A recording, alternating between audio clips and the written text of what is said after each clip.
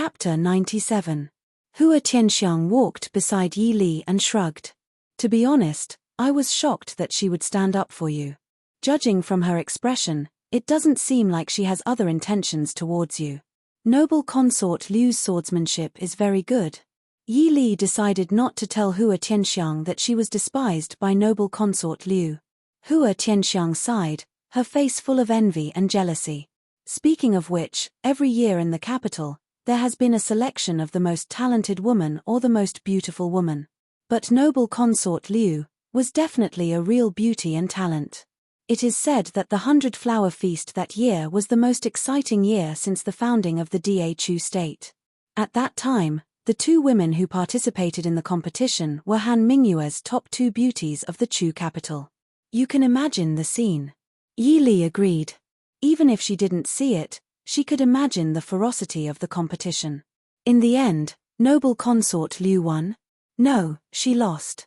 Hua Tianxiang said regretfully. At that time, noble consort Liu was only 13 years old, and Su Zuidi was already 16. Even if noble consort Liu is now a peerless beauty, she was only a beauty at 13 years old. So the top beauty of the Chu capital was Su Zuidi. The second beauty of noble consort Liu was painted by Han Mingyu when noble consort Liu was 15 years old. Of course, in terms of appearance, I have never seen a woman better than Su Zuidi in this world. Noble consort Liu lost without complaint. Yes. And then the two of them faced each other. That year's 100-flower feast basically had nothing to do with other people. Su Zuidi took first place in dance, painting, poetry, and zither. Noble consort Liu took first place in chess and calligraphy. Their opponent took second place. After Su Zuidi got engaged, she didn't participate in the 100-flower feast anymore. Noble consort Liu, on the other hand, took first place in dance, painting, poetry, zither, and so on. As long as there was a 100-flower feast, she took first place. Yi Li was completely convinced. No wonder noble consort Liu looked down on her. She was indeed very capable. Seeing that Yi Li didn't care, Hua Tianxiang said angrily, "Can't you work harder? Don't you have any sense of crisis?" Yi Li sighed, "You think too much. She and noble consort Liu were not on the same path, okay? If she really had to learn to be a peerless genius, she would rather play a month-long wilderness survival game. She had no problem drawing topographical maps or gun blueprints, but when it came to drawing, she was only good at drawing embroidery. She had already outperformed herself during the 100-flower festival. Forget it." Waving her hand, Hua Tianxiang glanced at Princess Lingyun, who was staring at the two of them, and asked, "How did you provoke Princess Lingyun this time?" Yi Li helplessly replied, "I'm sure this is the first time I've seen Princess Lingyun. I've only seen the Crown Prince of Zhennan in Shilling before." Hua Tianxiang was puzzled. Why didn't she look like she wanted to eat you? Cloud-grasping sword? This was the only thing she could think of that had anything to do with Princess Lingyun. Cloud-grasping sword? That belongs to the Ding Palace. What does it have to do with Princess Lingyun? Everyone knows that it was sent back from the Western Tomb. Princess Lingyun probably couldn't bear to part with it. Let's go somewhere else. Yi Li suggested as she stared at Princess Lingyun, who was walking towards them. Hua Tianxiang curled her lips. If it's a blessing, it's not a curse. If it's a curse, it can't be avoided. Don't tell me you want to run around the Imperial Garden? Ding Palace's consort. While they were talking, Princess Lingyun had already arrived in front of them. The noble ladies who were not too far away also inadvertently glanced over. "Princess, is there anything else?" Princess Lingyun said, "This princess wants to talk to the princess alone." Yi Li frowned and said, "I don't know what I need to talk to the princess about." Princess Lingyun's beautiful face slightly sunk as she said, "This princess has traveled 1,000 miles to come here. Could it be that Ding Wangfei isn't even willing to compensate this princess for a walk in the Imperial Garden?" Yi Li helplessly nodded and said, "Since it's like this, princess, please." Princess Lingyun gave a soft snort and raised her head as she walked forward. Yi Li gave a comforting look to the worried Hua Tianxiang and followed with a sigh. Young people nowadays really need to be taught a lesson. Princess Lingyun dismissed her maid and Yi Li was naturally embarrassed to let Qing Luan and the others follow. The two walked side by side along the path of the imperial garden. Yi Li asked, "Princess, is there anything you want to say to me?" Princess Lingyun turned her head to look at her and snorted, "You are not worthy of Prince Ding." Yi Li smiled, "Princess, you flatter me. Marrying a daughter to a high position, doesn't this mean that I have joined a good family and found a good husband?" Lingyun said disdainfully, "You don't have to pretend like this. This princess has already investigated you. An unknown young lady of the minister's mansion, and a woman whose engagement was broken off by Li Wang. She was betrothed to Prince Ding by the emperor, so she has some reputation in the Chu capital. Even if you got the title of the most talented woman in the capital, so what? You are still not worthy of Prince Ding." "Oh, is that so?" Yi Li's expression did not change, and she asked lightly, "Even if I am not worthy of Prince Ding, what does it have to do with you, princess?" Princess Lingyun raised her eyebrows, and said with a slightly proud smile, "You will soon know what this princess and this princess have to do with each other. Prince Ding is this princess's, Yi Li. If you know what's good for you, then obediently scram." Yi Li frowned, and stared seriously at Princess Lingyun in front of her for a long time, before asking, "Princess, I have a question to ask." "Speak." "May I ask, does Xiao Yarrow know who you are?" Yi Li asked, "According to what I know, Xiao Yarrow has not left home for at least 7 years, then the most conservative estimate is that even if you met each other, it would be when the princess was 7 or 8 years old. May I ask, do you think Xiao Yarrow remembers who you are? Or, does he not know you at all? So what? I am the most honorable princess of Da Ling. Could it be that I cannot compare to you?" Princess Lingyun glared at her angrily. Yi Li looked at her strangely. If the princess really wanted to marry Prince Ding, shouldn't she have appeared before our wedding to fight with me? Now that we are already married, why did the princess only appear? You have to know that the Prince Ding mansion has never had a case of marrying 2 consorts at the same time, or divorcing a wife and remarrying again. Or would the princess rather be a concubine? If not, even if I die, and the princess successfully marries into the Prince Ding mansion, she will only be a stepwife, and will still have to come to my coffin to kowtow and burn incense on the 1st and 15th of every month. You wish. This princess will definitely become Prince Ding's official consort," Princess Lingyun said angrily. "You can think whatever you want." Yi Li looked at her pitifully. "However, I feel that heir apparent Genom of Gojosian's intentions seem to be different from yours, don't you think so?"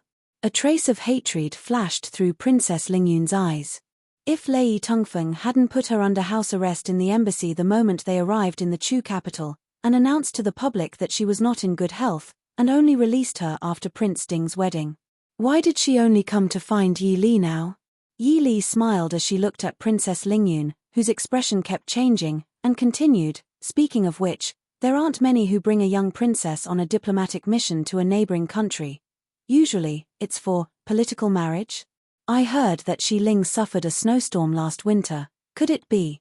There were many things that she just didn't want to think about, but it wasn't that she couldn't understand.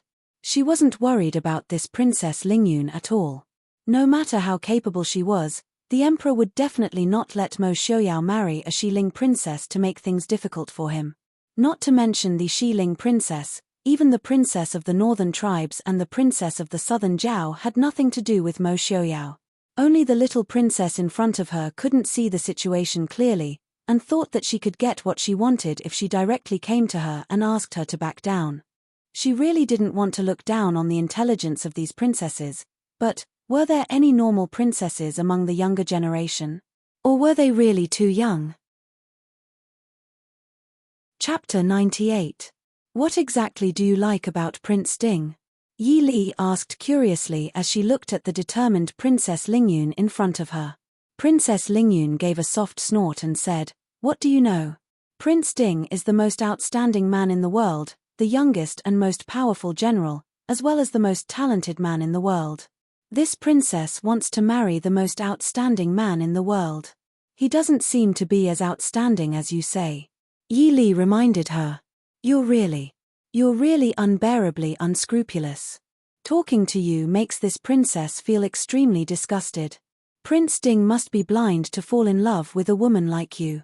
I know that it was the Eastern Chu Emperor who gave the order for him to marry you. How could a woman like you understand just how outstanding he is? Looking at the righteous woman in front of her, Yi Li reflected on whether or not she should be ashamed.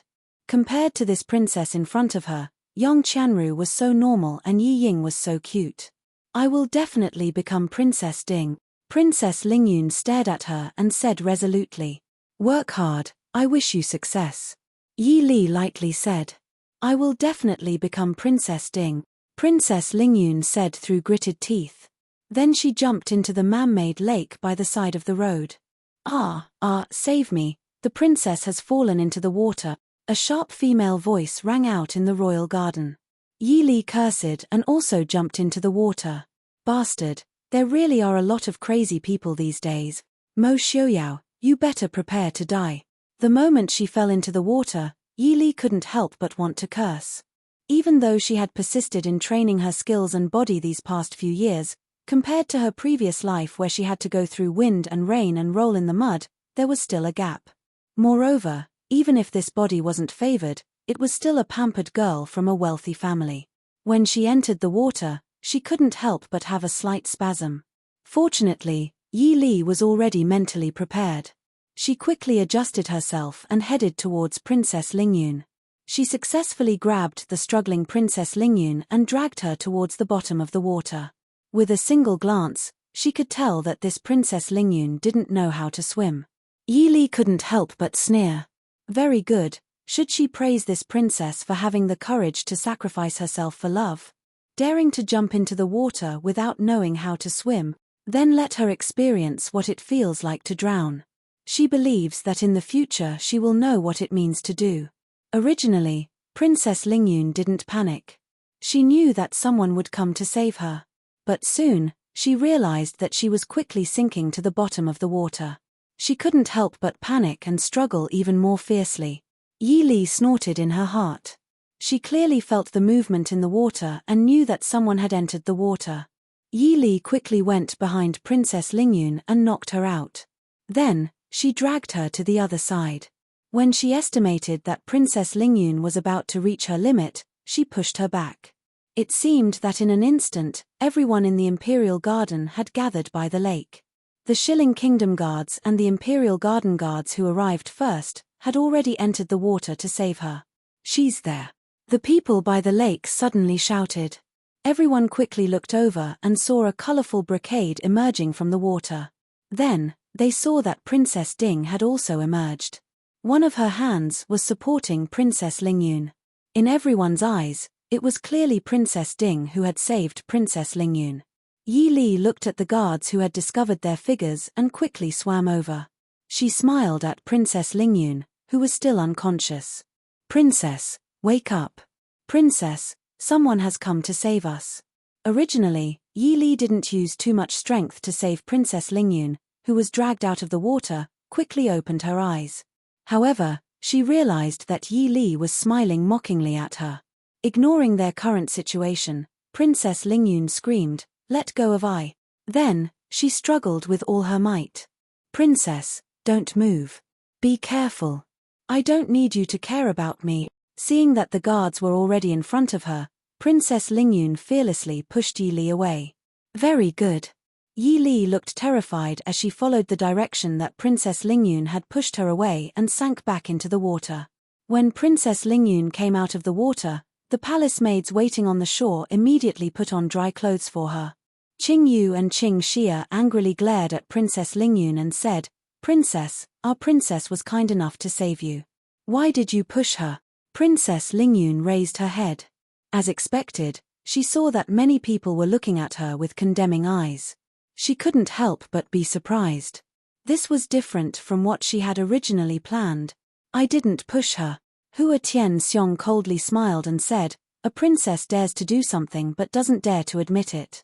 Even if you want to lie, you should make up a lie that can fool people. Or does the princess think that everyone here is blind?" Princess Lingyun angrily said, "She pushed this princess down. This princess doesn't need her to save me." The Sunshine eldest princess said with a heavy expression, "Princess means that Princess Ding pushed you into the water and then jumped in herself to save you. In the end, You are safe and sound. She still hasn't come up. Princess better pray that Princess Ding is fine. Otherwise, even if you are the Xiling princess, my Chu state won't let this go. Princess, we found the princess. Qing Yu anxiously called out from the shore. In the lake, Qing Shuang and Qing Luan each supported the clearly unconscious Yi Li to the surface. The people on the shore quickly helped pull her up and put on dry clothes for Yi Li. Qing Yu held her hand and took her pulse. Zhaoyang princess anxiously looked at Yi Li and said, "How is it? Why hasn't the imperial physician come yet?" Qing Yu raised her head and said, "Many thanks for the princess's concern." The princess drank a few mouthfuls of water and fainted. There shouldn't be anything serious. However, the princess needs a place to rest.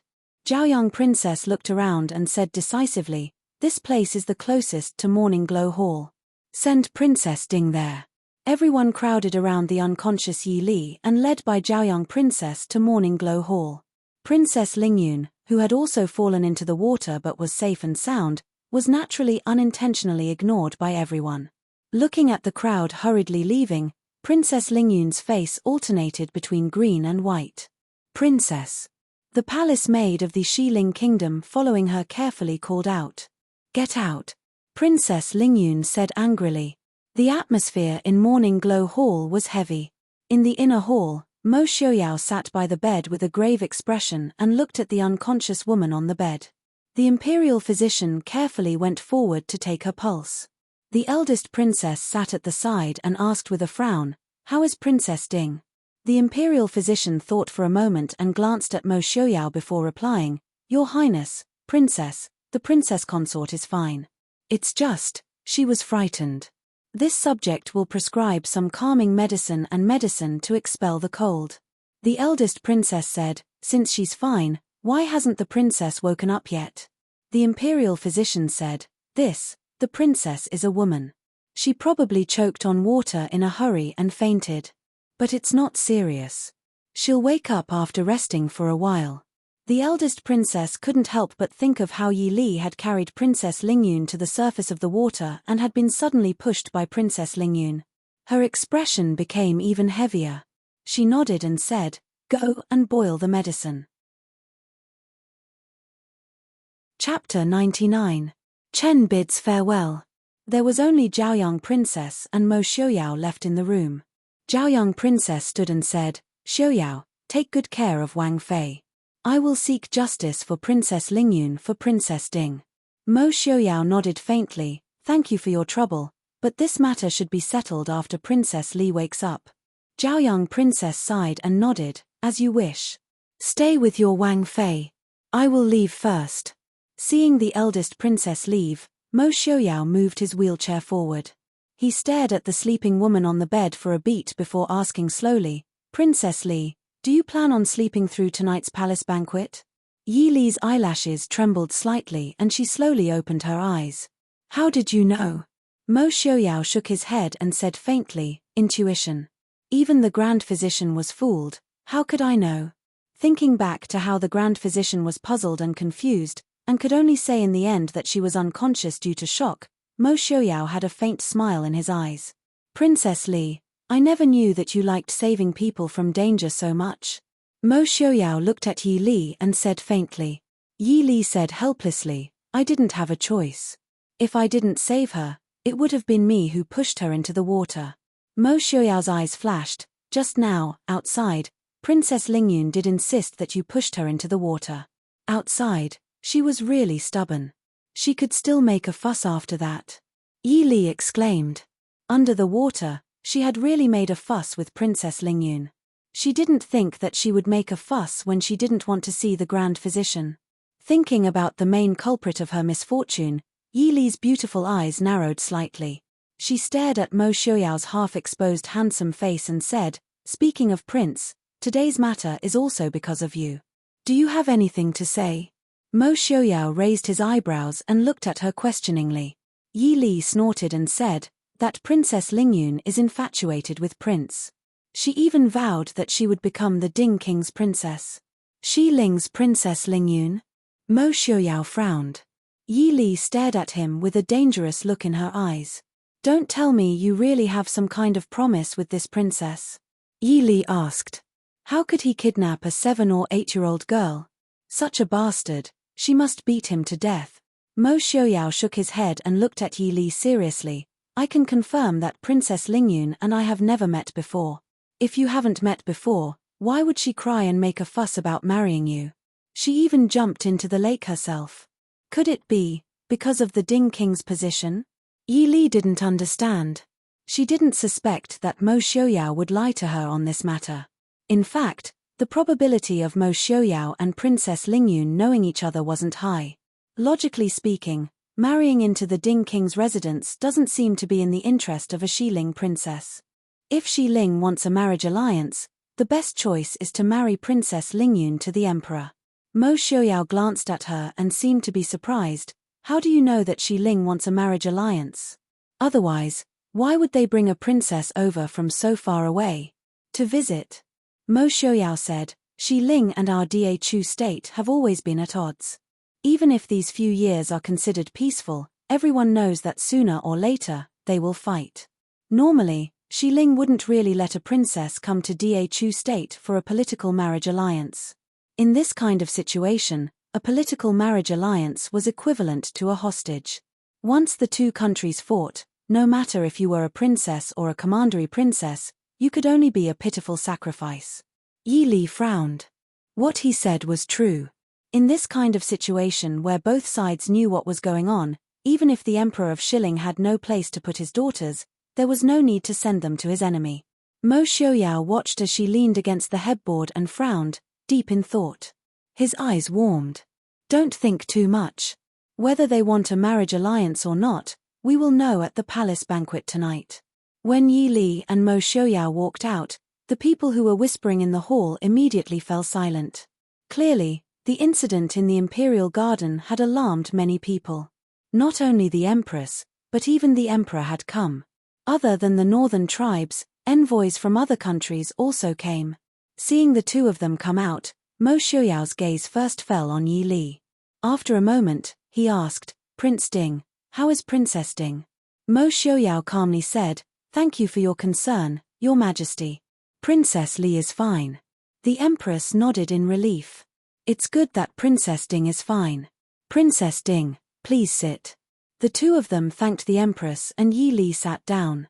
Opposite them, the Crown Prince of Xiling Genom of Gojosian, Lei Tongfeng, stood up and said in a clear voice, Princess Ding, Lingyun was frightened just now and accidentally frightened the princess consort. Please forgive her. Before he finished speaking, Princess Lingyun, who was beside him, stood up in pain and shouted, Royal brother, I already said that she pushed me down. Princess Zhaoyang frowned and looked at Princess Lingyun. Princess, everyone here saw that Princess Ding wanted to save you. Instead, you pushed the exhausted Princess Ding into the water, causing her to faint. Princess Lingyun was so angry that her face turned red. I have a witness. Princess Zhaoyang frowned and said faintly, I know. Princess just said that your maid saw Princess Ding push you into the water with her own eyes. But, to save your performance in front of Ding Wangfei in Fengde Palace and the situation in the water, it would be hard for people to believe your maid's words. Princess Lingyun shrieked, You are saying that this princess is lying. Princess Zhaoyang looked at her calmly. Even though she did not answer, her expression was enough to say, Lingyun, don't make trouble. Lei Tongfeng scolded in a deep voice. Princess Lingyun was so angry that she started crying. She said hatefully, Fine, if you don't believe this princess, then this princess will use my death to prove it. Finishing, she pulled out a golden hairpin from her head and was about to stab it into her heart. Princess, you can't. Lingyun. Lei Tongfeng quickly grabbed Princess Lingyun's arm and snatched the hairpin away. He looked at this willful cousin of his with a headache. At the same time, he looked at Yi Li with some suspicion. Even though this cousin of his loved to make trouble, she had never had such an intense reaction before. Could it be that he had really wronged her? Princess Ding, can you tell me what happened at that time? Lei Tongfeng stared into Yi Li's eyes and asked. Yi Li calmly looked at him and softly said, I also don't know what happened. Princess Lingyun was talking to me when she suddenly fell into the lake. Then I fell down as well. Lei Tongfeng's brows furrowed even tighter. He looked at Yi Li with some vigilance and said, "You also fell in? Then do you know how you fell in?" Yi Li shook her head. Princess Lingyun suddenly fell down. I was shocked, and before I could react, I had already fallen into the lake. Princess Ding seems to know how to swim, Lei Tongfeng said. Yi Li smiled and said, "Not really. It's just that I drowned when I was young, so I learned a bit. It's just that I don't have any experience, so." Chapter 100. Yi Li didn't seem to have said anything, but in the ears of everyone present, she had said everything. They even smoothly outlined the entire situation in their minds. Everyone had seen with their own eyes that it was Princess Lingyun who had forcefully pulled Princess Ding to talk to her. The two must have been talking about something unpleasant, and Princess Lingyun had accidentally fallen into the lake in her excitement, bringing Princess Ding down with her. If that was all, it would be fine to treat it as an accident. However, Princess Ding had clearly saved Princess Lingyun. Who would have thought that Princess Lingyun would repay kindness with enmity and push Princess Ding into the water, causing Princess Ding to faint? Furthermore, while the victim was unconscious, she claimed that the other party had pushed her into the water. Instantly, everyone in the hall looked at Princess Lingyun and the envoy of West Hill differently. The nobles of Dachu State already didn't have a good impression of the people of West Hill. Now, they were even more displeased. What kind of conduct did the people of West Hill have? Actually, Princess Lingyun doesn't have to seek death like this. After all, this is the palace of Dachu State. If something happens to the Princess of West Hill, wouldn't it hurt the friendship between West Hill and Dachu State? Although I am a woman, I definitely won't do something that will harm the peace between the two countries. Yi Li looked at Princess Lingyun and said calmly, "But I am a little confused. Princess Lingyun and I came from the Imperial Garden. We both left our maids behind. Logically speaking, in that position, no matter if the princess fell or I pushed her down, your maids wouldn't be able to see it unless they were standing by the lake. How did they see me push the princess down with their own eyes? Your Majesty, could you please summon my maid and Princess Lingyun's maids in?" The Emperor glanced at Mo Jingqi. Seeing that he didn't object, he nodded and said, "We'll do as you say." Qing Luan and the others soon came in, along with the maids that Princess Lingyun brought from the West Hill. In the end, it was Zhaoyang Princess who asked, "Were you with the princess and the princess at that time?" Qing Yu took a step forward and said, reporting to the princess, "At that time, Princess Lingyun said that she wanted to speak with our princess consort alone and took the initiative to dismiss her own palace maids. Thus, Princess Consort ordered us servants not to follow." The Sunshine eldest princess raised her eyebrows and continued to ask, "Then, did you see what happened by the lake?" Qing Yu shook her head and said, "There is a rockery between the lakeside and the Imperial Garden. We were a little further away and were blocked by the rockery, so we didn't see what happened." Princess Lingyun's maid stepped forward and said, "We saw it. It was Princess Ding who pushed our princess down." Zhaoyang Princess said, "I also know about the rockery by the lake. I used to play in it when I was young. If you were standing behind the rockery, you definitely wouldn't have seen what happened by the lake." "We weren't behind the rockery," the maid blurted out. Zhaoyang Princess raised her eyebrows and looked at Princess Lingyun with a faint smile, asking, "Oh, then where were you at that time?" We were by the peach forest by the lake." The maid seemed to feel that she had said something wrong. She glanced at the West Hill in a panic and reluctantly answered. Zhaoyang Princess nodded, "If you were there, you could have seen it. But I want to know, why did you, who should have been waiting behind, walk around almost half of the Imperial Garden and appear by the peach forest? I remember that there is a small river between the peach forest and the rockery by the lake. The bridge seems to be a bit far. This." In front of so many people and the Emperor and Empress of Dachu State, the maid didn't dare to not answer the eldest princess. She could only say, "Yes. Princess wants us to go there." "Go there?" Zhaoyang Princess smiled and said, "Go there for what? If it was in March, it would make sense to pick a few peach blossoms. But it's almost June now. Normal people wouldn't go there." We. The maid wanted to ask Princess Lingyun for help in a panic. However, at this time, Princess Lingyun couldn't think of any reason to justify herself. She could only argue, no matter how I's maid got there, at least it proves that they saw I being pushed into the lake. The eldest princess was born in the palace and wasn't easy to fool. Her phoenix eyes stared at the maid and said, since you said that Princess Ding pushed Princess Lingyun, then how did Princess Ding push her? At the time, was Princess Lingyun facing Princess Ding from the front, back, or side? Did Princess Ding use her left hand or right hand to push her? Did Princess Lingyun call out when Princess Ding pushed her into the water? If she did, what did she call out? The maid's face froze. After a while, she said, we remember. The princess's back was facing Princess Ding. Princess Ding. Princess Ding used her left and right hand to push the princess. After the princess was pushed in, she was still screaming for help. On the side, Lei Tongfeng's face sunk. He cursed in his heart for being an idiot. The eldest princess's expression changed and she said in a stern voice, impudent. You dare to lie in front of the emperor and empress. The guards that were patrolling the lake said that they didn't hear any cries for help. They only rushed over because they heard your cries. When they saw the ripples on the water, they knew someone had fallen into the water. Why did you hear Princess Lingyun's cries for help? Or is it because your martial arts are better than the guards in the palace? I. The maid forced herself to make up a long string of answers. She was already an arrow at the end of its flight. Being scolded by the eldest princess, her body turned soft and she immediately fell to the ground. Princess, have mercy, this servant is, shut up. Lei Tongfeng suddenly said, you clearly didn't hear Lingyun's cries for help. If the eldest princess asks, just answer honestly. Don't add oil to the fire and say things that aren't true.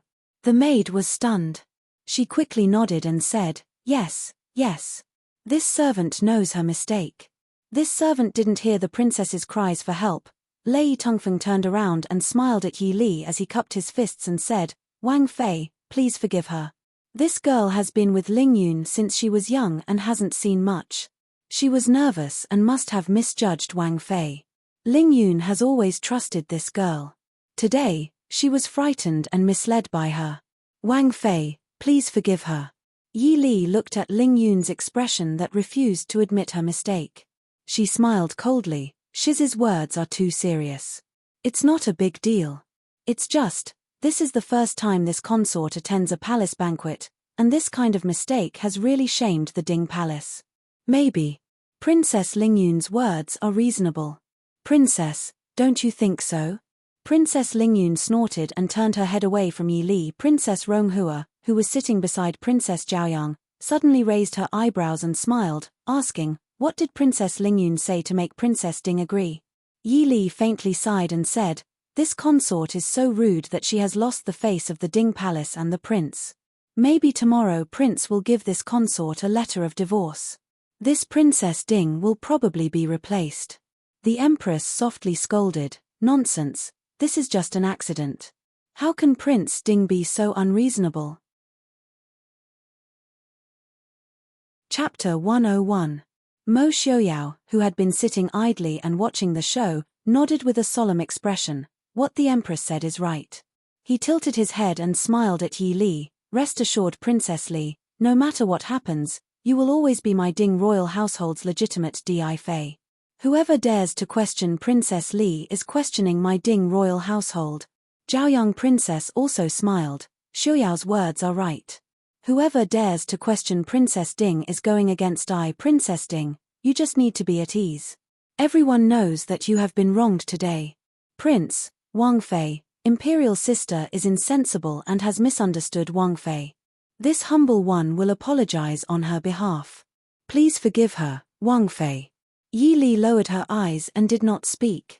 She had a respectful expression as if she was waiting for the prince to make the decision.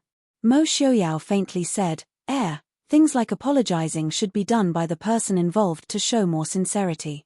Don't you think so? Lei Tongfeng was stunned. Mo Xiaoyao wanting Lingyun to apologize personally was completely slapping Lingyun's face. He was not willing to leave her any face. Looking thoughtfully at Yi Li, Lei Tongfeng said, Lingyun is still young. As her elder brother, I have not taught her well. I should apologize personally. Mo Xiaoyao raised his eyebrows and the corners of his lips slightly lifted.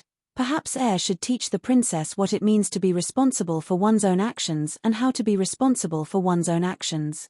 Today's matter, can I see it as Xi Ling's provocation towards my Ding royal household? Princess Lingyun was reprimanded by the person she had admired for a long time. Her eyes had long turned red from being wronged. Lei Tongfeng's heart jumped. If he knew that Mo Xiaoyao's attitude would be so unyielding, he would have directly dragged Princess Lingyun to apologize from the start. Losing face was better than losing his life. Lingyun would definitely stay in East Chu.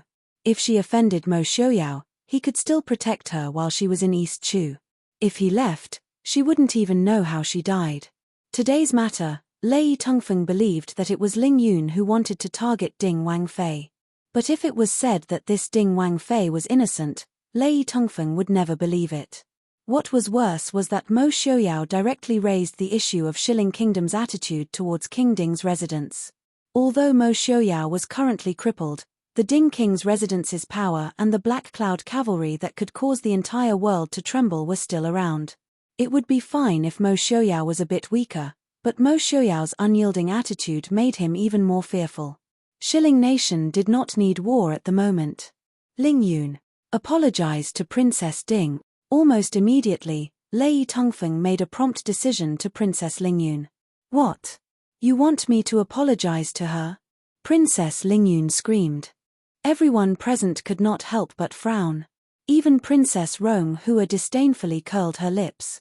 Even if she was known as the most arrogant princess in the capital, she would absolutely disdain to be so rude in this kind of situation.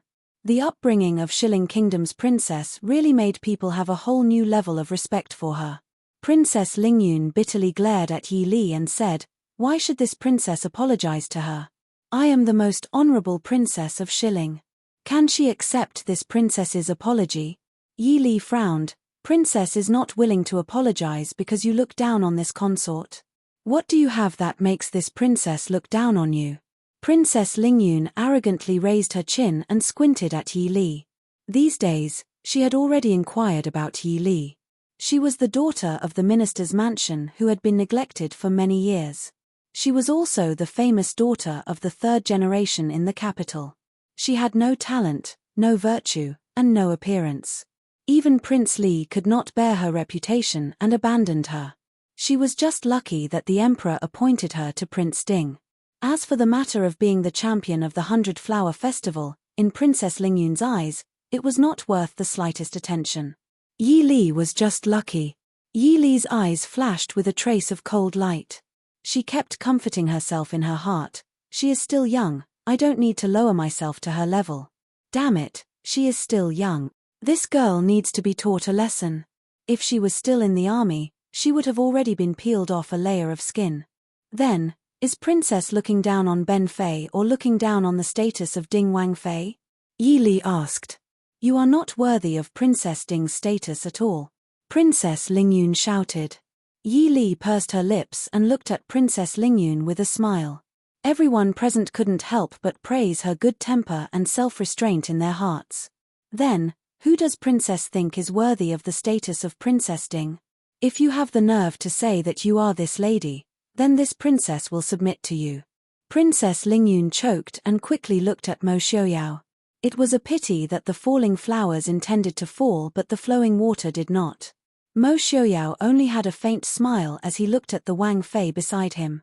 He did not detect Princess Lingyun's resentful gaze at all. Even if Princess Lingyun could announce her intentions for Princess Ding's position in front of Yi Li, she did not have the face to say that only she was worthy of Prince Ding in front of so many people. It was Yi Li who clicked her tongue in wonder at her resentful expression. This girl had never seen Mo Xiaoyao before, but the first time she saw him, she could show such deep affection. If it was 8 years ago, Mo Xiaoyao could say that it was love at first sight, but the current Mo Xiaoyao lacked the conditions to make people fall in love at first sight. Could hero worship really make a young girl this infatuated? Even if it was like this, shouldn't she worship the heroes of her own country? Or was this princess a person without borders? If it was in the past, It wouldn't matter if Princess looked down on me. But now. This Fae cannot let the Ding Palace's ancestors be shamed because of this Fae. Yi Li stared at Princess Lingyun as she spoke. Princess Lingyun arrogantly said, "This princess will definitely apologize to a person who is not as good as this princess." Yi Li raised an eyebrow. Previously the princess invited this Fae to a duel, but this Fae declined. Why don't we duel again? If this Fae loses, today's matter. It will be this Fae pushing down the official and will be dealt with by the princess. If the princess loses. Impossible. Princess Lingyun said, "This princess will definitely not lose to you." Yi Li ignored her and continued, "I want the princess to kneel and apologize in front of all the officials and women at the palace banquet." You. All right, this princess agrees. Before Lei Tongfeng could stop her, Lingyun had already raised her voice. "If you lose, this princess wants you to bow 3 times and kowtow 9 times from the palace entrance to the most bustling place in the capital and then admit to everyone that you are not worthy to be Princess Ding." Yi Li indifferently nodded her head. "It's a promise." Wait. Zhaoyang Princess stood up and said, "I remember that Princess Ding does not know how to use the sword." Yi Li smiled and said, "Princess is right, so we will not duel with the sword, we will duel with the arrow. I believe that Princess Lingyun will also know how to do it, right?" "Huh. You want to duel with this princess in archery?" Princess Lingyun acted as if she heard a joke as she looked at Yi Li with disdain and laughed out loud. This princess learned archery at the age of 7 and could shoot without missing at the age of 10. You. Can you even draw the bow? Yi Li lowered her brows and smiled faintly. Does the princess mean that we will not compete? This princess is afraid that you will lose too badly. Since you overestimate yourself, this princess will fulfill your wish. Tell me, how do you want to compete? Yi Li smiled in satisfaction and stood up to say to Mo Jingqi and the Empress, "Then I will have to trouble the Emperor and the Empress to be witnesses." Mo Jingqi looked at her and asked, "Princess Ding, have you made up your mind? You must consider it carefully." Yi Li smiled. "Please, Your Majesty, grant my wish. The dignity of the Ding Palace cannot be trampled on." Chapter 102. Mo Jingqi's expression changed. He stared at Yi Li for a long time before he said in a low voice, "Okay, I approve." Yi Li respectfully bowed. "Yi Li thanks Your Majesty for granting my wish." Then she turned to Princess Lingyun and smiled. "Princess, please." Princess Lingyun turned and walked out of the hall. Yi Li's smile was calm and gentle. She walked forward slowly. Lei Tongfeng, who was following behind, looked at the woman's straight and firm back. For some reason, he had a bad feeling in his heart. An open space in the imperial garden was crowded with people. Even in the distance, there were many idle palace maids and eunuchs peeking at the rare lively scene in the palace. Mo Jingqi and the Empress brought the palace concubines, as well as the officials and noble ladies who came to the palace banquet to be witnesses for Princess Ding and Princess Lingyun. The imperial garden was unprecedentedly noisy. There were too many people. Except for the Emperor, the Empress, the concubines, and a few prominent members of the royal family, the others could only stand and watch. But obviously, no one cared about this small matter. Everyone was excitedly staring at the two people in the open space. Princess Ding didn't ask for a target. How would she compete? Noble consort Liu sat beside the emperor with a cold face. Her cold eyes swept over Yi Li with a hint of inquiry. Mo Jingqi lowered his head to look at his beloved consort's expression. He chuckled softly. "What are you looking at? It seems that you like Princess Ding very much." Noble consort Liu frowned and said coldly, "Your Majesty must be joking. I was just a little curious." Mo Jingqi smiled meaningfully. "There are not many people who can make you curious. But in my opinion, Princess Ding has no chance of winning." Noble consort Liu raised her eyebrows. She still looked as cold as ice. Mo Jingqi's eyes flashed with a trace of fierceness and darkness. He continued, "Princess Lingyun is the beloved daughter of the Emperor Shilling. Since young, she has been practicing both civil and martial arts. In the West Hill, her archery is more famous than her swordsmanship. What's in it for His Majesty if she loses?" Noble consort, Liu said lightly. Mo Jingqi smiled but did not speak. He turned his gaze to Mo Xiaoyao, who was sitting quietly not far away. His eyes darkened. Prince. Beside Mo Xiaoyao, Qing Shuang looked anxiously at Yi Li, who was preparing for the match. After following her mistress for so many years, how could Frost not know that her mistress had never learned archery? At most, she could only play with the third master when she went to the Shu family. How could it compare to the archery that Princess Lingyun had been practicing since she was a child? Mo Xiaoyao said indifferently, "Don't be impatient."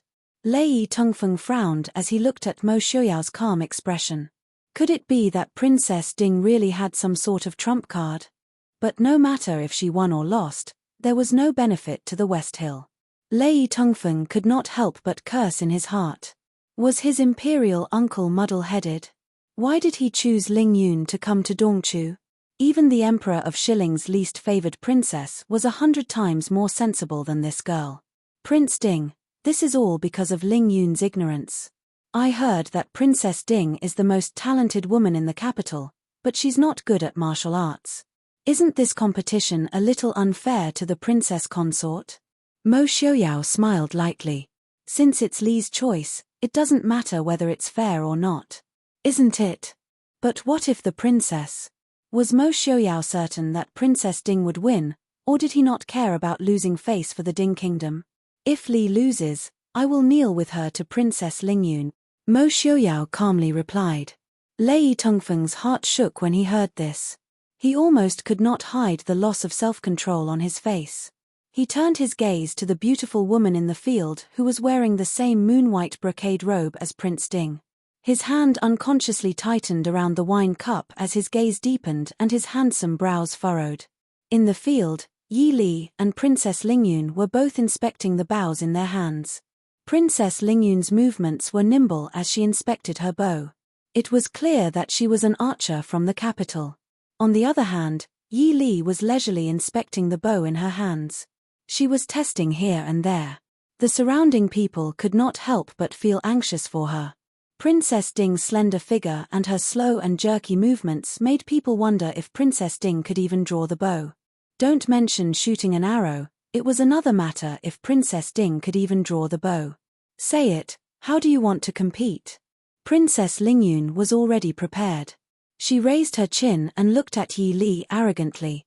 Yi Li quickly put down her bow and looked up at Princess Lingyun with a smile. 1 arrow for each person. 1 arrow to determine the winner. Whatever. Princess Lingyun held her bow and said, "Say it, where should I shoot? Do you want to shoot a willow leaf from 100 paces away or a bird in the sky?" Hearing Princess Lingyun's words, everyone was even more shocked. They had a deeper understanding of the princess's archery skills. To be able to say that she could shoot a willow leaf from 100 paces away so confidently, this princess was indeed an expert. Hua Tianxiang stood behind Madame Hua and tightly clutched her sleeves. She was worried for Yi Li. Yi Li slowly drew her bow and said indifferently, "Bows and arrows are weapons. They are not used to shoot leaves and birds. So, let's compete in shooting." After she finished speaking, she raised her bow and pointed an arrow at Princess Lingyun. What? Everyone was shocked.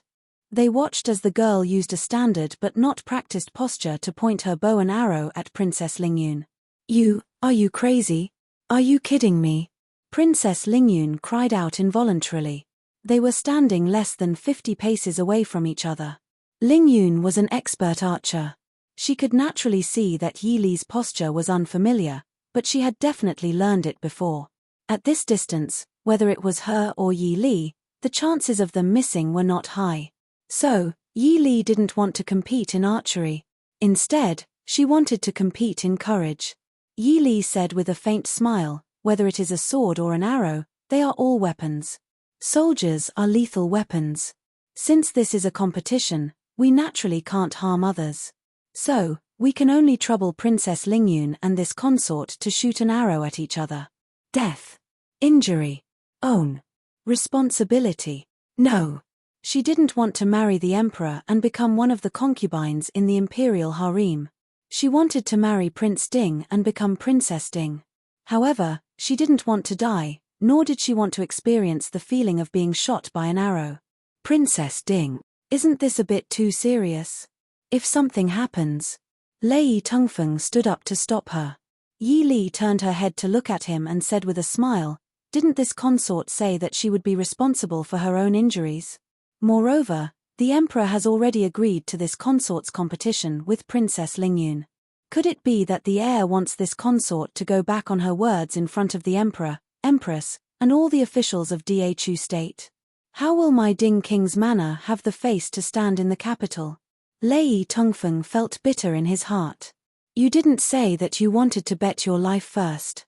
Of course, if Princess Lingyun is afraid, she can admit defeat at any time. In the end, Yi Li lightly added in a sentence. This sentence had undoubtedly blocked all of Princess Lingyun's paths of retreat. How could she admit defeat to Yi Li in front of all these people? She took advantage of her unwillingness to admit defeat to blurt out, this princess will not admit defeat. This princess will bet. Very good, let's begin. Yi Li nodded with a satisfied smile. She didn't know why, but Princess Lingyun didn't dare look into her eyes and looked away in a panic. Chapter 103. Mo Jingqi was also caught off guard by this sudden change. Noble consort Liu looked at Yi Li's figure, her eyes revealing a trace of admiration. I think Princess Ding has a good chance of winning. The Empress also knew that although noble consort Liu was born in a family of civil officials, she was a rare woman who was both civil and military. She asked curiously, Noble consort, do you think Princess Ding will win? Noble consort Liu said, this Princess Lingyun is not as bold as she appears. In that case, let's do as Princess Ding says. Mo Jingqi stood up. One arrow to determine the winner. If you miss or dodge, you lose. Let's begin. The imperial garden suddenly fell into silence. The eunuch who acted as the host stood in the middle of the two and screamed, Princess consort, please get ready. Then he quickly walked out of the field. The two drew their bows at the same time. What was surprising was that the elegant and graceful Princess Ding did not seem to have much difficulty pulling the bow. 2. Princess Lingyun pulled the bow to the extreme, aiming the arrow at the woman opposite her. She had absolute confidence that as long as she shot this arrow, this Princess Ding who overestimated herself would definitely die. As long as she shot this arrow. Suddenly, Princess Lingyun's hand that held the arrow trembled slightly. She clearly saw the eyes of the woman opposite her. The eyes as cold as snow made her heart fall into an ice cellar in an instant. In Princess Lingyun's eyes, Yi Li seemed to have changed into another person. Her whole body was filled with an unstoppable murderous aura and confidence that she would definitely succeed in one shot. She only looked at her calmly, as if she did not care about the arrow aimed at her at all. It was as if she was certain that the arrow would not hit her at all. The more she thought about it, the more Princess Lingyun's eyes involuntarily looked at the tip of Yi Li's arrow. With some despair, she found that if she did not dodge, even if Yi Li was a novice, that arrow would definitely hit her. Princess Lingyun's forehead was already sweating profusely. Yi Li calmly enjoyed the feeling of the bow and arrow in her hands. Although it still wasn't as smooth as the sniper rifle she had been using for so many years, this was her first time in this world having a shooting duel.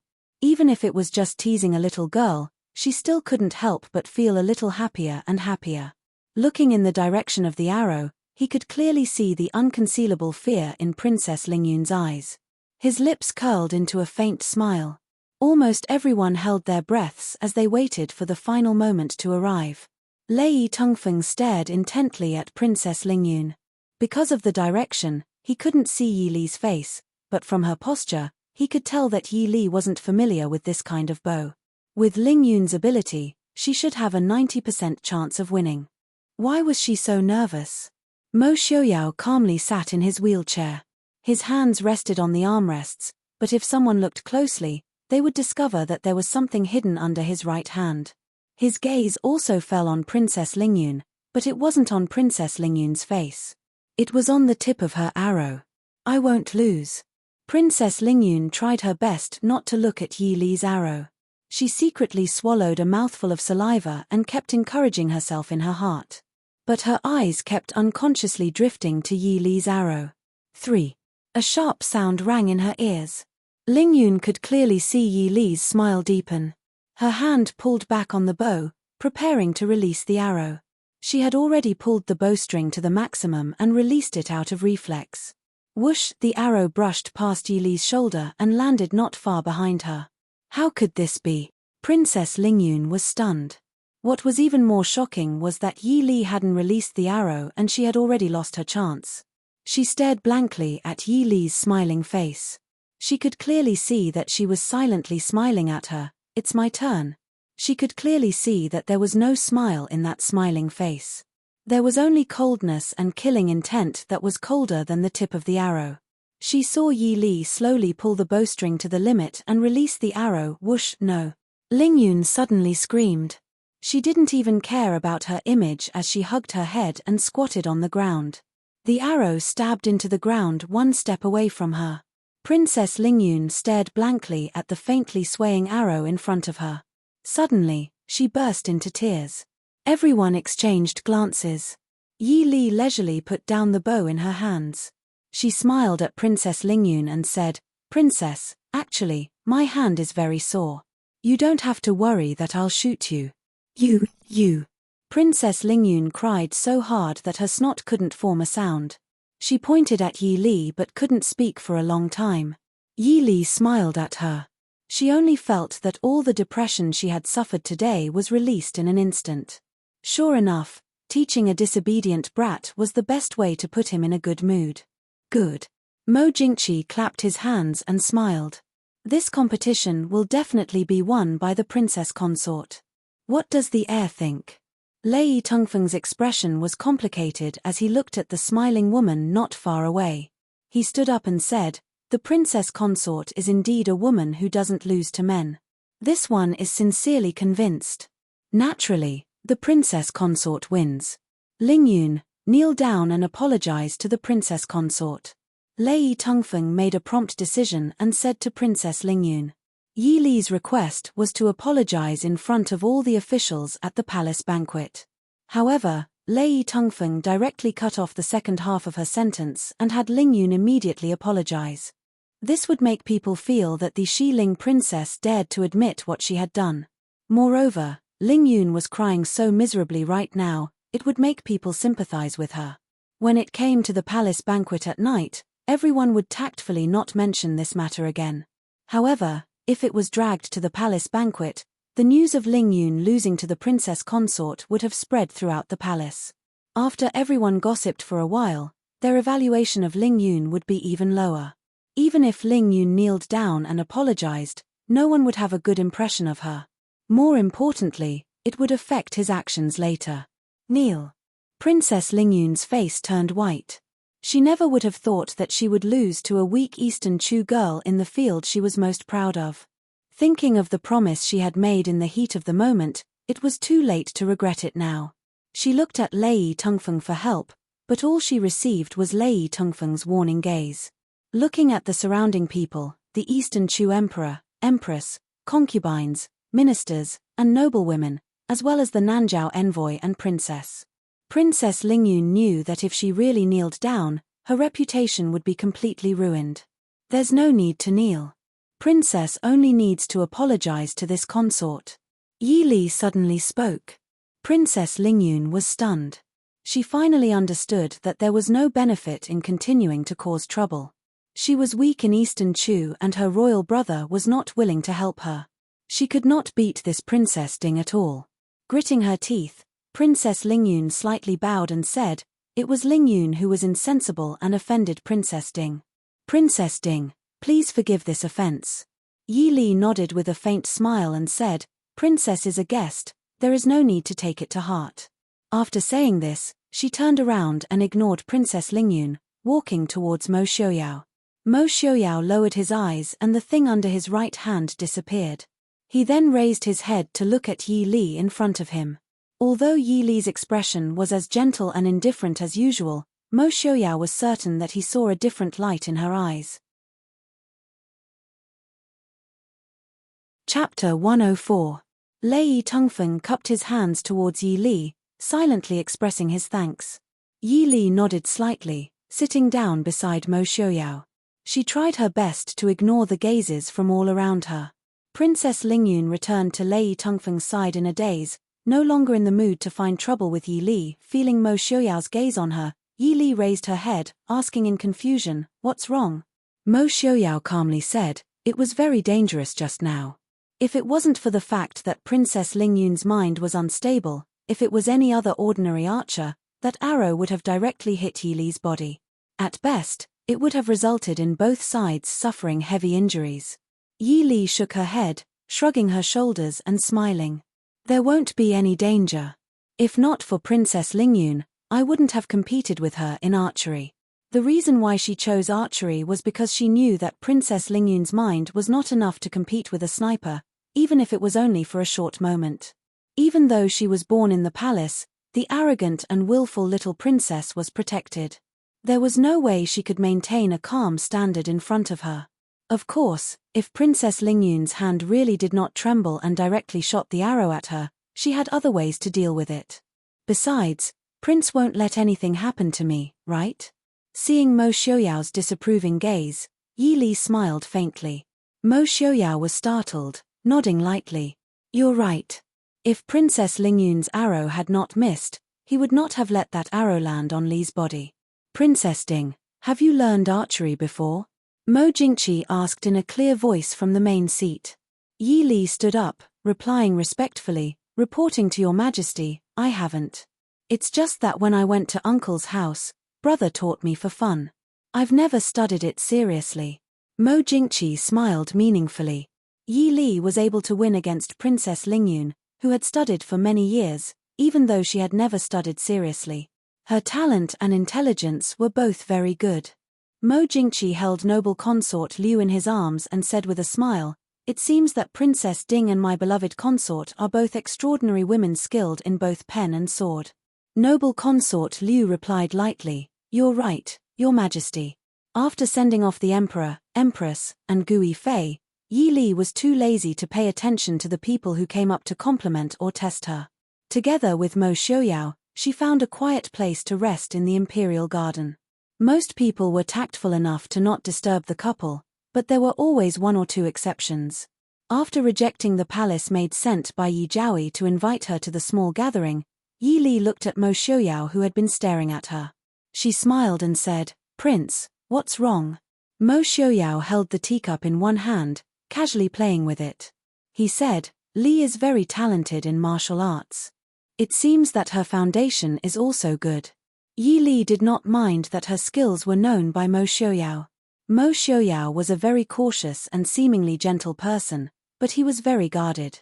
It was almost impossible for her not to be known by him after living in the same manner for a long time. Yi Li did not plan to hide it. She needed space to train herself, and even learn more powerful things to strengthen her abilities. Meeting Mo Xiaoyao's eyes, Yi Li smiled innocently. If Prince thinks it's not bad, then it should be really not bad. Mo Xiaoyao clearly did not intend to get to the bottom of the matter. He smiled and shook his head. "If Li likes, there are some martial arts manuals in the study. You can take them to read." Seeing Yi Li's eyes light up at his words, Mo Xiaoyao continued with a smile, "Since Li says she doesn't know swordsmanship, I can find someone to teach Li. Is that really okay? The better Li can protect herself, the more assured I will be." "Why not?" Mo Xiaoyao said with a smile. Yi Li instantly felt that marrying a wealthy, understanding, and open-minded husband was too fortunate. "Great, thank you," Yi Li said with a smile. Mo Xiaoyao shook his head lightly. "We are family. If you need anything, you can tell me directly. There is no need to thank me." Seeing the sincere smile on Yi Li's face that he had never seen before, Mo Xiaoyao couldn't help but feel that finding someone to teach Li swordsmanship was not a bad idea. The palace banquet in the evening proceeded in a strange atmosphere. When Yi Li and Mo Xiaoyao entered the hall together, all eyes in the hall immediately focused on her. Clearly, the competition in the Imperial Garden in the afternoon had caused Yi Li to be in the limelight. In just one short afternoon, not only had the officials in the Imperial Garden appeared, but everyone at the banquet had heard of what had happened in the afternoon. Seeing Mu Rongting winking at her while sitting with Qin Zheng and Shu Qingfeng's undisguised praise, Yi Li had no doubt that this matter had spread throughout the capital. But she didn't know how it would spread. Would they say that Princess Ding was skilled in both the pen and the sword, or that Princess Ding was so valiant that she scared the arrogant princess of Shilling to tears? Thinking of the latter possibility, Yi Li couldn't help but lower her head and laugh. The so-called palace banquet was nothing more than good wine and food, singing and dancing to celebrate peace. Yi Li listlessly listened to the polite exchanges between the emperor and the foreign envoys, or the whispers of the officials at the side. She saw some dishes that she liked to eat. In any case, she could not expect to be full from the food at this banquet. She could just wait until she returned to the food to eat a midnight snack. Until a bright red dress appeared in the middle of the singing and dancing in the hall, Yi Li looked at the beautiful dancing in the hall with some surprise. She tilted her head and asked, "Why is Yaoji here?" Mo Xiaoyao chuckled softly and said, "They must have specially invited her to perform in the palace. Yaoji was born in the musical house and her dancing skills are the best in the capital. Last year at the Empress Dowager's birthday, she was specially invited to perform in the palace." Yi Li raised her eyebrows and asked, "Prince, what do you think?" Mo Xiaoyao said, "Of course it's good. What do you think, Li?" Yi Li looked back for a long time and nodded, "It's indeed good." She had heard of Yaoji's reputation. It could be said that she was a wonderful woman in the capital. She was born in the musical house and amazed the capital with her zither skills and dancing skills. She became the owner of the #1 brothel in the capital before the age of 25. She had contacts with many dignitaries in the capital. It was said that Mu Yang, the heir of Marquis Mu Yang, was her guest. Young Master Feng San also called her a friend. Since ancient times, only such a woman could live in such a carefree and unrestrained manner in such an era. The dance of the #1 prostitute in the capital was naturally amazing. At a glance, at least 70% of the men present showed a covetous look. And the women also showed a look of jealousy and resentment. Naturally, there were also people who looked at him with pure admiration, but only a very small number of people. After the dance, Yaoji quickly disappeared outside the hall, leaving only a touch of fragrance that made people reluctant to leave. Looking at the bustling people in the hall with different expressions, Yi Li only felt more bored. After telling Mo Xiaoyao that she wanted to go out to get some fresh air, Yi Li quietly left the hall with Qing Luan and Qing Shuang. The night wind outside the hall blew gently, gradually dispersing the smell of rouge and wine from the hall. Yi Li took a deep breath. Ignoring the music in the hall, the imperial palace was exceptionally quiet at night. Walking slowly on the quiet path, Yi Li's restless mood gradually calmed down. When she was about to sit in the pavilion in front, a strange palace maid blocked their way. "Greetings, Princess Ding." Chapter 105. Qing Luan stood in front of Yi Li vigilantly and asked, "Who are you?" The palace maid bowed and said, "This servant is Yi Jiaoi's palace maid. Yi Jiaoi invites Ding Wangfei to Yaohua Palace for a chat." Yi Yu was pregnant, so she did not attend the banquet in the evening.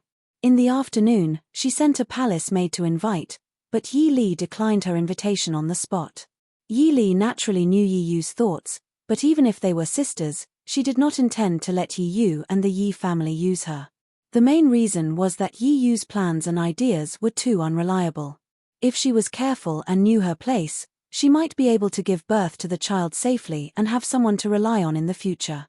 Even if she had only seen her a few times, Yi Li still felt that the pregnant Yi Yu was not as pampered as the Yi family thought. "This consort is a little tired today. Tell Yi Jiaoi that if there is anything, this consort will go to the palace to pay respects in 2 days and then talk with her. Let's forget about it today." The palace maid looked a little anxious and said, "Forgive me, Wangfei. Jiaoi Nyang does have something urgent to discuss with Wangfei." Yi Li said lightly, "Even if there is something urgent, I'm afraid it's useless to discuss it with this consort. By the way, Yi Jiaoi's mother, Wang Furen, is also in the hall at this time. Why don't this consort ask someone to help you invite her out? What do you think?" "Wangfei, Jiaoi Nyang only asks Wangfei to go and have an audience," the palace maid said. When she said the word have an audience, there was a hint of coercion. Yi Li's face sank, and she sneered and said indifferently, I don't know that a Jowie needs I to go and have an audience with her in the middle of the night. The word have an audience was emphasized. The status of Ding Wangfei was very honorable. Even in the palace, she only needed to bow to the Empress and Empress Dowager. The Gui Fei only received half a bow. Not to mention a mere Jowie. If they really met, Yi Yu would have to bow to Yi Li to show respect to the Ding Wangfu. This newbie misspoke. Wangfei, please forgive me. Yi Jowie does have an urgent matter. Please, Wangfei, for the sake of Jowie's sister, go there. Yi Li looked suspiciously at the palace maid and slowly said, speaking of which, this consort has been to Yaohua Palace before. You seem a little unfamiliar. The palace maid forced a smile and said, this servant's appearance is average. Wang Fei might not remember me. Yi Li shook her head and said, that's not right. This consort is sure that you are not one of Yi Jiaoi's 6 senior palace maids and 8 palace maids in the inner palace. Is it possible that Yi Jiaoi will send a sweeping maid to invite this consort? The palace maid panicked and turned to leave. Yi Li winked at Qing Luan. Qing Luan stepped forward and effortlessly gave her a chop on the back of her neck. The palace maid's body went limp and fell to the ground. Princess consort. Qing Yu frowned and looked up at Yi Li, waiting for instructions. Yi Li frowned slightly and suddenly turned to look at the flowers on the side of the road. Who is it? Princess Ding. A slender figure came out. Under the moonlight, the enchanting face added a sense of calmness. Miss Yaoji. Yi Li said, why are you here? Yaoji smiled sweetly and said, I don't dare to call myself Miss Princess Ding can call me Yaoji. Yaoji came forward and glanced at the palace maid who was unconscious on the ground. She raised her eyebrows and smiled. Princess Ding, this is? Yi Li smiled and said, didn't Miss Yaoji hear it just now? It's nothing. There are always a few strange things in the palace. She waved her hand and a black shadow appeared behind Yi Li like a ghost. Princess consort. Yi Li pointed to the palace maid on the ground and said, take her away. Don't scare her. The black shadow nimbly picked her up and disappeared into the night after a few leaps. I heard from Feng-san that Princess Ding is straightforward. Seeing you today, you really live up to your reputation.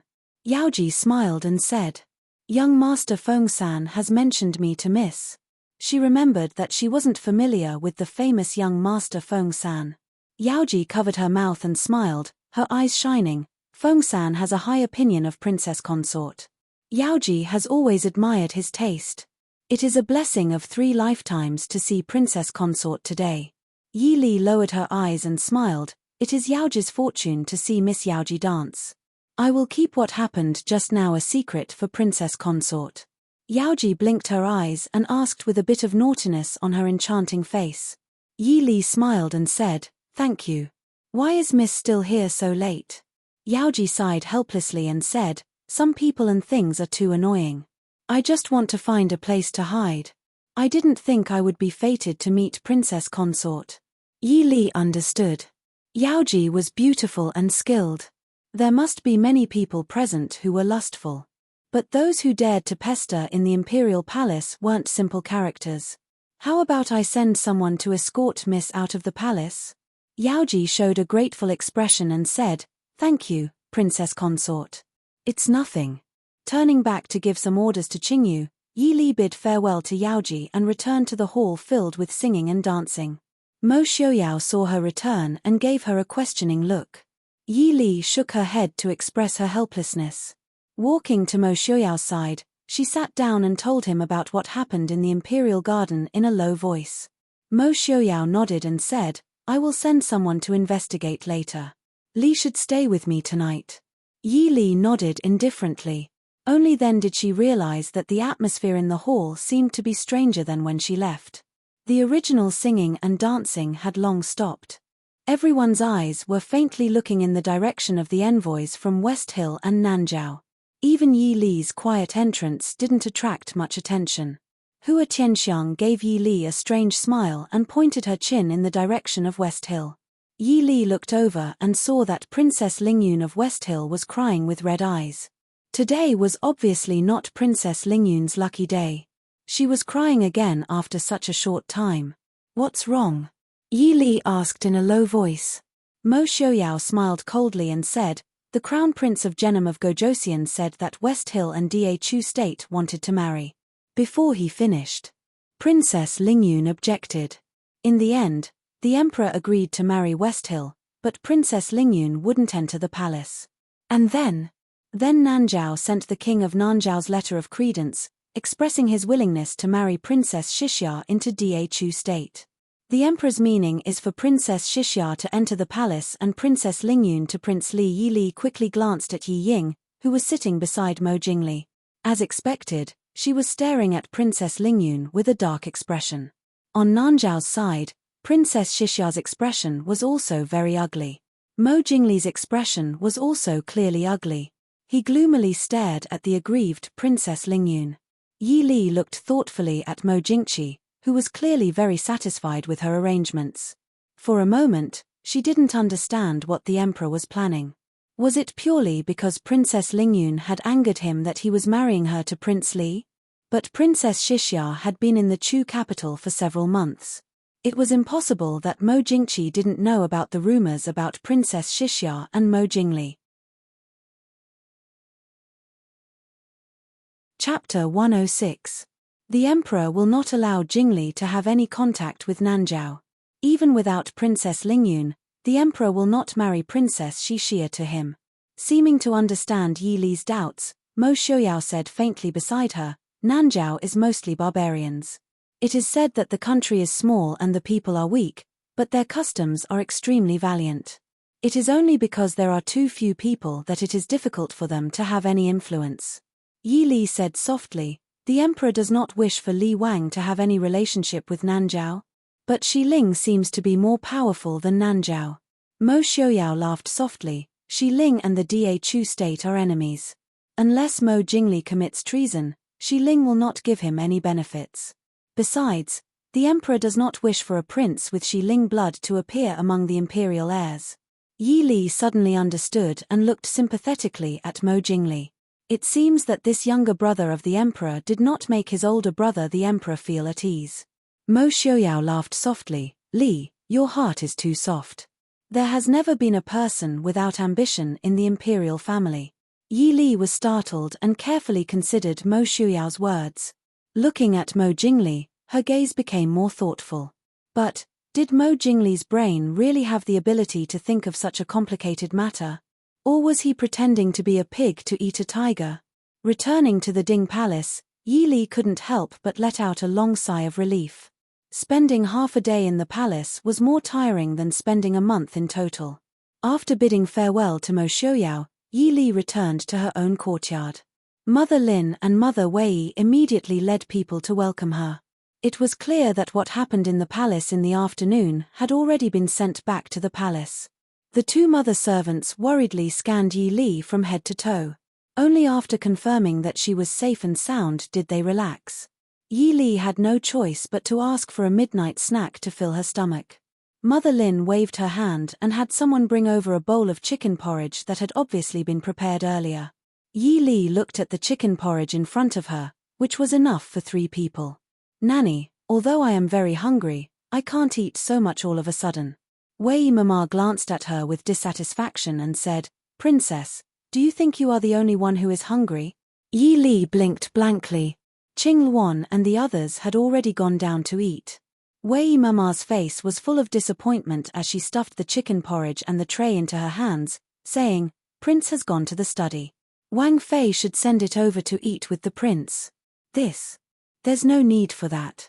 I'll get someone to pass it to our Jin. My lady. Mother Lin sternly stared at Yi Li and said, You are Prince's wife. How can you let someone else do something like delivering supper? Did a Furen forget to call you a wife when you were in the Shu family? Seeing Mother Lin's expression that was about to lecture her, Yi Li hurriedly picked up the porridge and said, Nanny, I know. I'll send it over to Prince. Without waiting for Mother Lin to respond, she ran out with the chicken porridge. Yi Li felt that she had been wronged. The 2 nannies were very naggy, but compared to the nanny, Yi Li was more afraid of this Mother Lin who followed her mother. As long as she opened her mouth, she would quote the classics, explain the reasons, and lower her head to admit her mistake.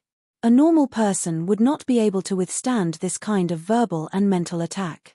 Helplessly, she walked in the corridors of the Wang Fu with the midnight snack. The Yahuan behind her also tactfully followed at a distance that was not too far or too close. Mo Xiaoyao still lived in the courtyard he lived in before the wedding, right next to Yi Li's courtyard. So before Yi Li could finish cursing in her heart, she was already standing outside Mo Xiaoyao's study. Just as she was about to knock, Mo Xiaoyao's voice came from inside. "Is it Li? Come in." Pushing the door open, Mo Xiaoyao was writing something under the candlelight. Seeing Yi Li come in, he raised his head to look at her and asked, "Why haven't you rested yet?" Yi Li walked over and put the things in her hands to the side, asking, "Did I disturb you?" Mo Xiaoyao shook his head. Looking at the things on the table, he raised an eyebrow and smiled. "You came to deliver the midnight snack?" For some reason, Yi Li's face became slightly hot. She pretended to be calm and asked, "What? I can't deliver the midnight snack to you." Mo Xiaoyao shook his head and put down the pen in his hands, smiling. "I'm just curious why Li Li would take the initiative to deliver the midnight snack to me. Ian, no wonder no one thought to send me food even though I've been back for so long." As expected, after marrying a Wang Fei, other people don't care. Yi Li helplessly rolled her eyes at him and said, "Are you going to eat or not?" Mo Xiaoyao nodded. "Wang Fei personally delivered it, how can I not eat?" The two sat down at the table. Yi Li took 2 bowls and poured a bowl of porridge for each of them. She first handed a bowl to Mo Xiaoyao. Even though the two of them had eaten together almost every day, it was the first time they ate the midnight snack together. As they ate the porridge, Mo Xiaoyao thought and said, "If you don't have anything to do tomorrow, how about accompanying me to see Da Sao?" Yi Li nodded and said, "It's been so long, we should go see Da Sao. I hope Da Sao won't blame us." Mo Xiaoyao shook his head. "Da Sao won't care about this. Do I need to prepare anything?" Yi Li asked. Mo Xiaoyao shook his head. "We're just going to see Da Sao." Thinking about that sister-in-law she had never met, Yi Li could only sigh inside. For a woman at her most beautiful age to let her life wither away, it really made people sigh. "How did you deal with the palace maid tonight?" Thinking, Yi Li asked about the palace maid who had blocked the way in the palace. Mo Xiaoyao said with a frown, "That wasn't a palace maid. She wasn't." Yi Li was shocked. When had the imperial palace become a place where outsiders could come and go as they pleased? Was the emperor able to sleep at night? Mo Xiaoyao said with a smile, "She wasn't a palace maid registered in the palace, but that doesn't mean she isn't a member of the palace. There are some capable people in the palace who always have a few hidden cards in their hands. But that palace maid didn't seem to have any outstanding areas." Mo Xiaoyao said faintly, "Sometimes, it's people like this who don't have any outstanding areas that are the trump cards. Can't you find out who she is?" "She's a death warrior," Mo Xiaoyao said. Yi Li understood. If a death warrior failed the mission, they would die, so naturally, she couldn't find out anything. But those who can have such a death warrior in the palace don't know. "So, Li, if you must enter the palace in the future, remember to be careful." "I know." Yi Li nodded. She also didn't have the hobby of seeking death. The previous Princess Ding Wenxia didn't live in the Ding King's residence. As early as the 2nd year after Mo Xiaowen's death, Wenxia moved to the Wuyue nunnery outside the city to cultivate. Mo Xiaowen's 2 concubines also moved with her. Ever since she moved to the Wuyue nunnery, other than the anniversary of Mo Xiaowen's death every year, Wenxia had never returned to the Ding King's residence. In the past few years, Mo Xiaoyao had also been in seclusion because of many reasons, so although he respected this sister-in-law, he wasn't familiar with her. Because she had obtained Mo Xiaoyao's approval, Yi Li woke up early to do some training openly. Then, she accompanied Mo Xiaoyao to have breakfast together. Both of them then took a carriage to the Wuyue nunnery outside the city. Chapter 107. Wuyue nunnery was located on a beautiful hill on the outskirts of the capital. It was also the family temple of the Ding Kingdom. Therefore, there were no pilgrims or tourists who came to offer incense. It was very peaceful and pleasant on the way. As soon as they entered the nunnery, they could smell the lingering scent of sandalwood in the air. Yi Li wrinkled her nose as she was not used to it. Mo Xiaoyao looked at her. What's wrong? Yi Li was a little embarrassed as she whispered, I don't believe in Buddha. If she went in later, she could not decide whether to pray or not. It was meaningless for a person who did not believe to pray in front of Buddha. It would not be polite in other people's eyes. Mo Xiaoyao smiled faintly. No wonder I have never seen Li go out of the capital to offer incense. In the Chu capital, regardless of whether it was a young lady from a noble family or a pretty girl from a small family, they loved to go to the big temples and nunneries in the capital to offer incense or ask for lots. Some asked for everything to go smoothly, some asked for their husband. But it seemed that they had never heard of the Yi family's third young lady going to the temple to ask for lots to offer incense. Yi Li lowered her eyebrows and said, Since I don't believe in Buddha, how can I ask for his protection? If Buddha is really spiritual, how can she be so busy with so many good men and women? Mo Xiaoyao raised his eyebrows and looked at Yi Li with a smile. So, Li still believes in herself more? Yi Li raised her head and smiled brightly. If I can't even believe in myself, who else can I believe in this world? Mo Xiaoyao nodded in agreement. Good, I also don't believe in Buddha. Li can do as she pleases.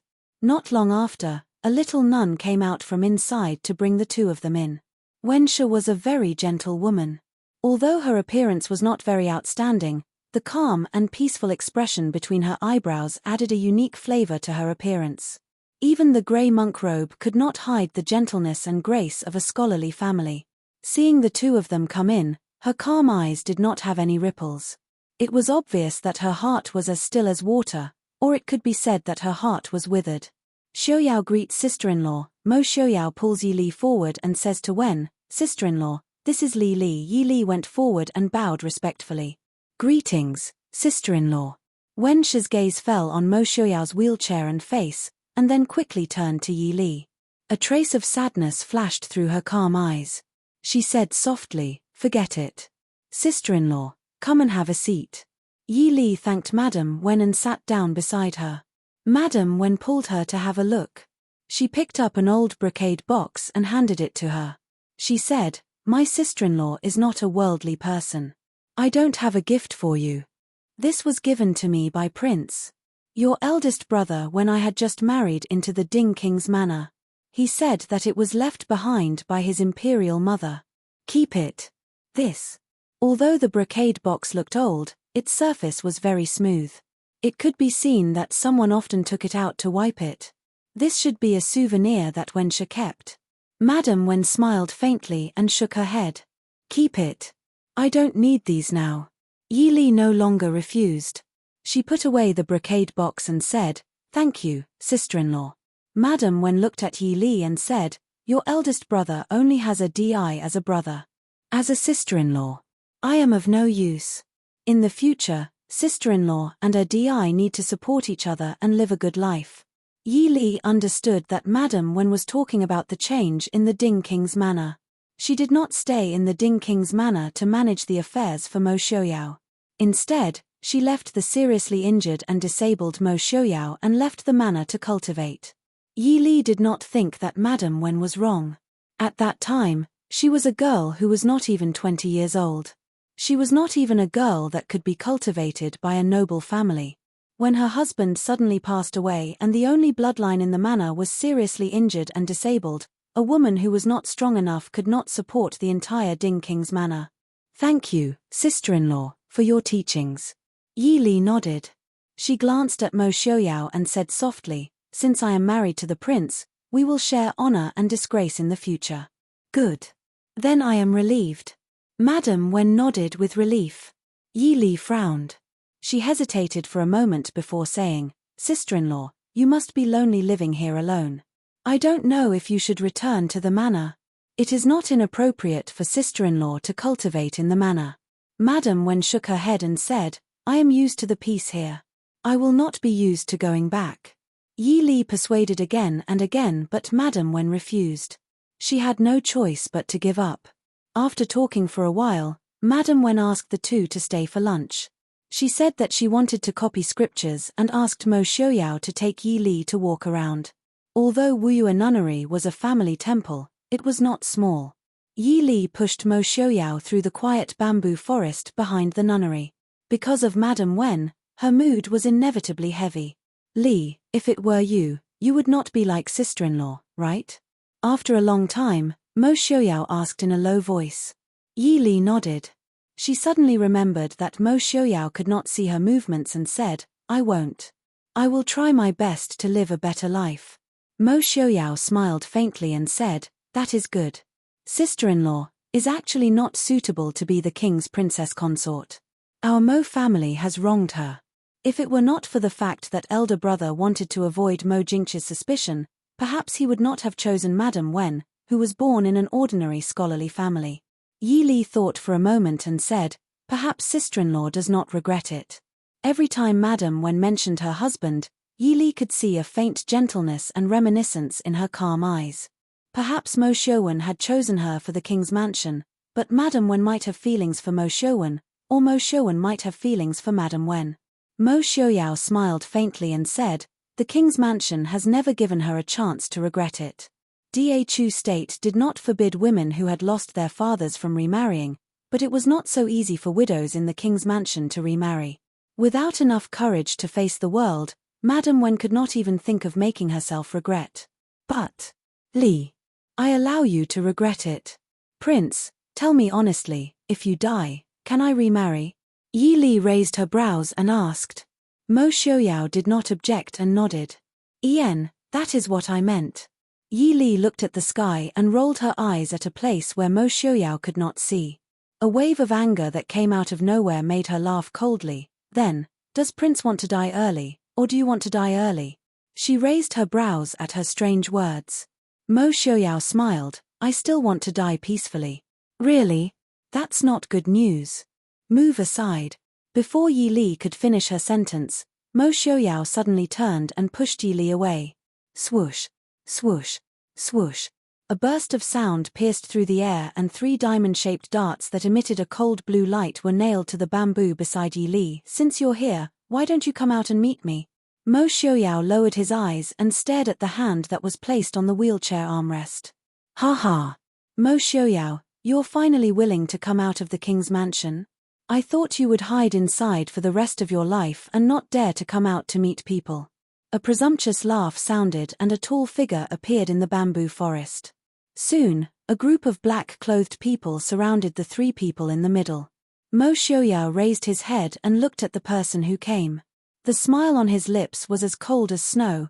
Do you dare to take off the veil on your face and say it again? Chapter 108. The incomer's laughter suddenly stopped. His grey eyes suddenly contracted. He snorted softly and turned to look at Yi Li standing at the side. This is Princess Ding. Yes, sir. I have not asked for your guidance, Yi Li said with a nod. Such courage, the man praised. He seemed to look regretfully at Yi Li and said, such a pity. Mo Xiaoyao, with such a woman buried with you, you should have no regrets, right? The man clearly did not want to waste words. He waved his hand and the frowning men in black immediately surrounded them. Take Wang Fei away first, Mo Xiaoyao ordered coolly. Several figures quickly flashed into the crowd. A Jin landed in front of Mo Xiaoyao with a long sword and looked warily at the surrounding men in black. 2 of the shadow guards landed beside Yi Li, one on her left and one on her right, wanting to send her away. The remaining people were already fighting with the men in black. Yi Li swept a glance.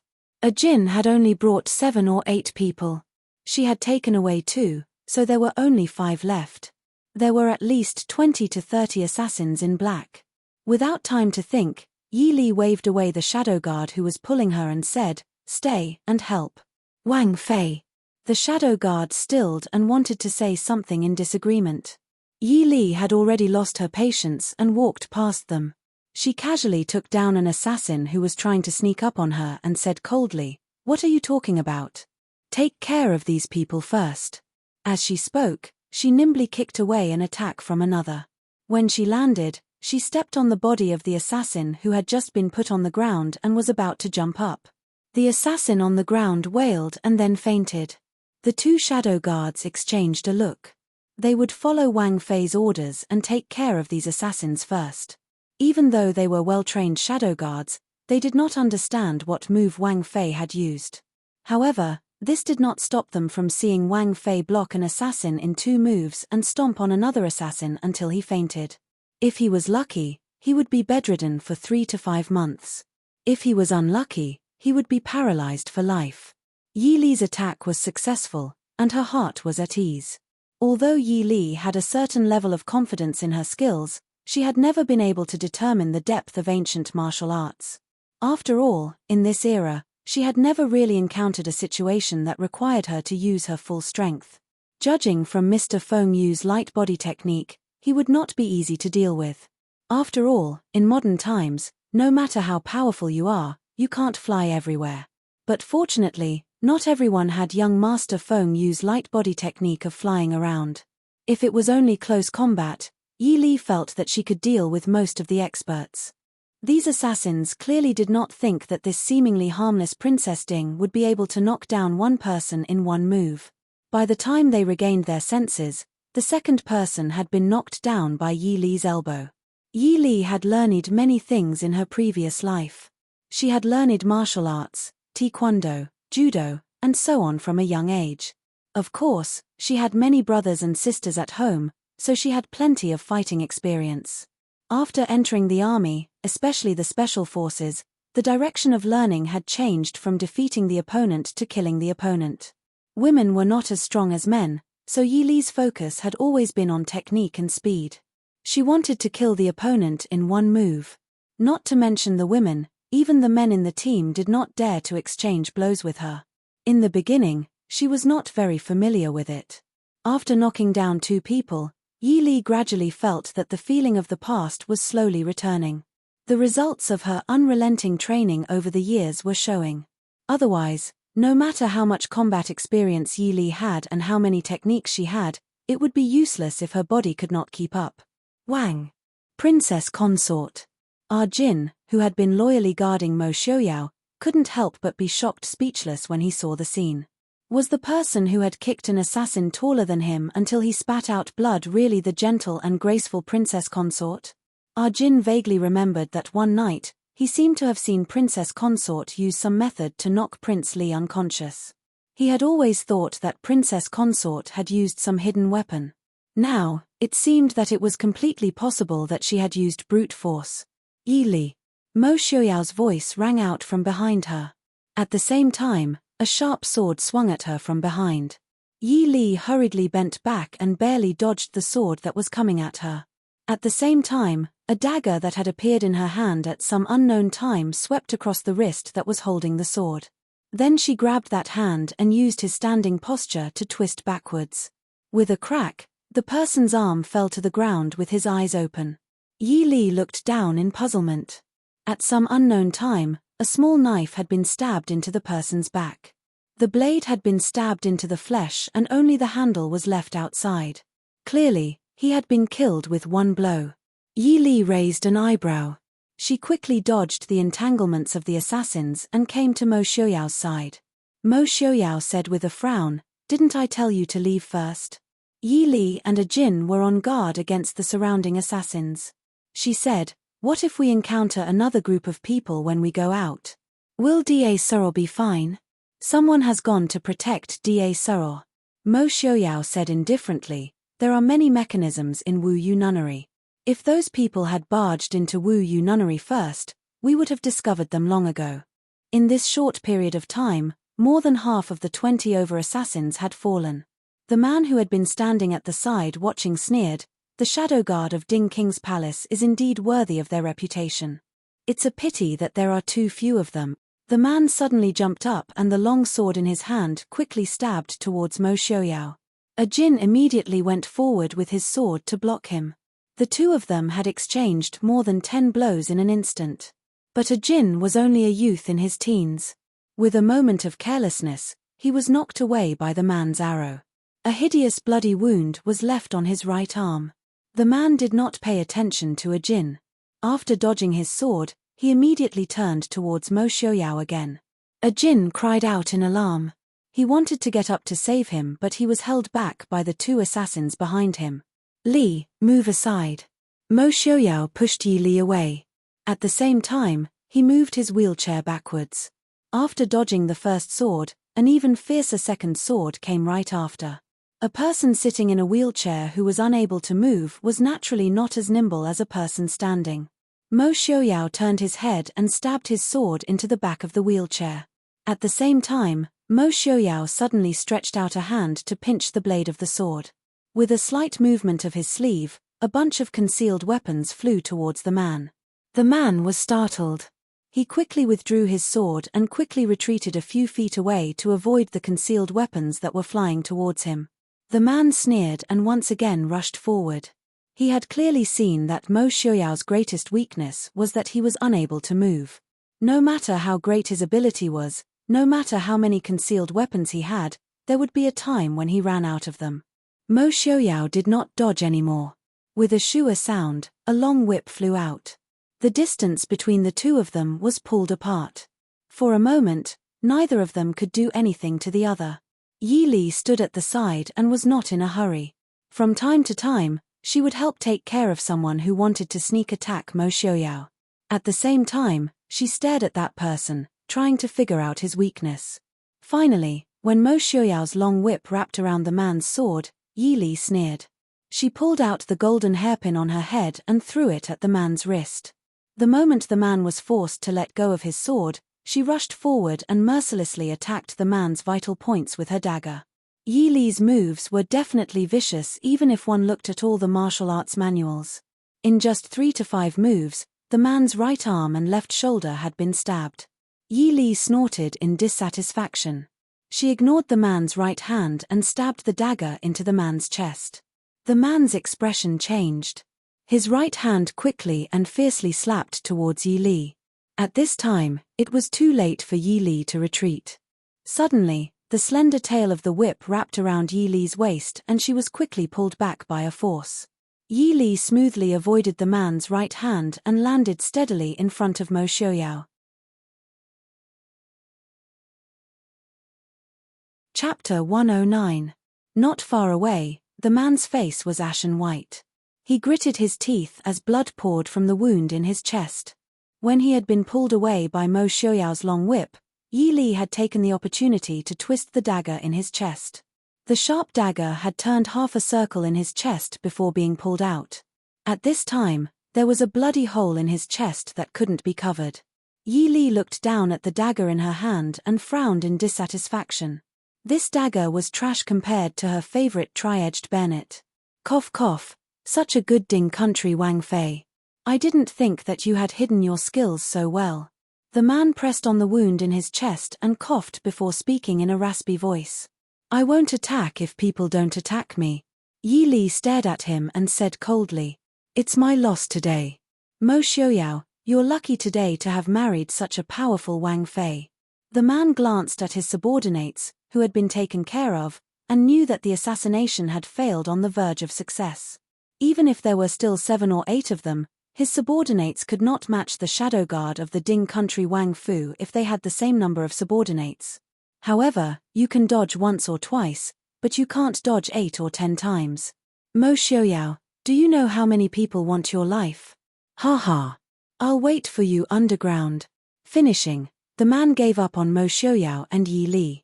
He shouted harshly, give up the mission, retreat.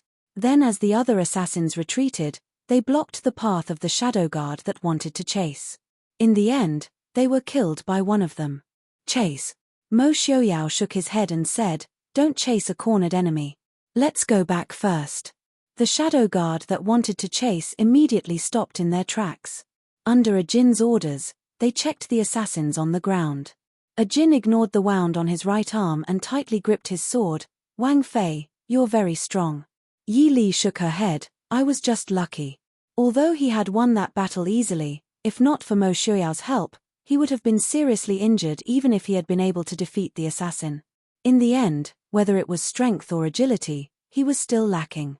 There were a few times when he clearly hit that person, but because of the lack of strength, it was not enough to cause significant damage. Furthermore, Even if he found the opponent's weakness, he would not be able to succeed because his speed was not fast enough. Very powerful, Jin can't beat him. Jin insisted. Yi Li smiled and said, if I can't deal with him in a quarter of an hour, I'll be the one to die. Wang Fei is very powerful. Can Jin learn martial arts from Wang Fei? Jin was a stubborn child and stared at Yi Li. If he was as powerful as Wang Fei, there would be no need for the prince to make a move. Mo Xiaoyao looked at Yi Li with a complicated expression and said, I thought that Miss Li only knew how to protect herself, but it seems that I was wrong. Miss Li is always able to surprise me. He had seen how Yi Li had fought the assassin. That gaze and the cleanliness of her attacks were not things that normal women could achieve. Even many of the Shadow Guard were not as decisive and vicious as her. He was certain that even if 3 Shadow Guards attacked her at the same time, it may not be Yi Li who lost. But Mo Xiaoyao could not understand. Yi Li had been raised in a boudoir from a young age, how could she have such skills? Those who did not know would think that this was a person who was used to fighting on the battlefield, and not a daughter of a prestigious family. Yi Li smiled faintly and was not in a hurry to explain herself, as long as the prince does not feel that it is a shock. Mo Xiaoyao looked at her for a long time. Finally, he sighed and asked, Miss Li, are you really the Yi family's 3rd miss and the Shu family's granddaughter?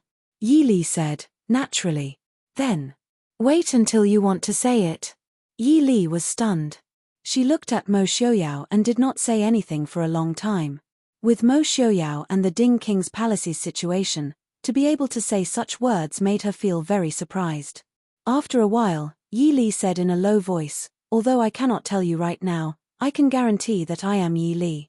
Moreover, I did not marry into the Ding King's palace with any motive. I believe you. Aren't we husband and wife? Mo Xiaoyao said in a low voice. Many thanks. Yi Li's heart felt warm as she said in a low voice. It wasn't that she didn't think about what she would do if she was discovered.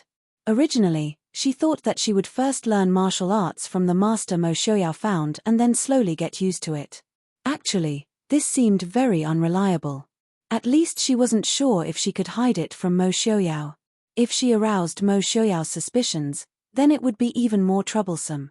Now, it saved her a lot of trouble. No matter what, at least Mo Xiaoyao was willing to believe in her. No matter how much he believed, it was already much better than what she had originally expected. Miss Li, be careful. While she was lost in thought, she suddenly heard Mo Xiaoyao's voice.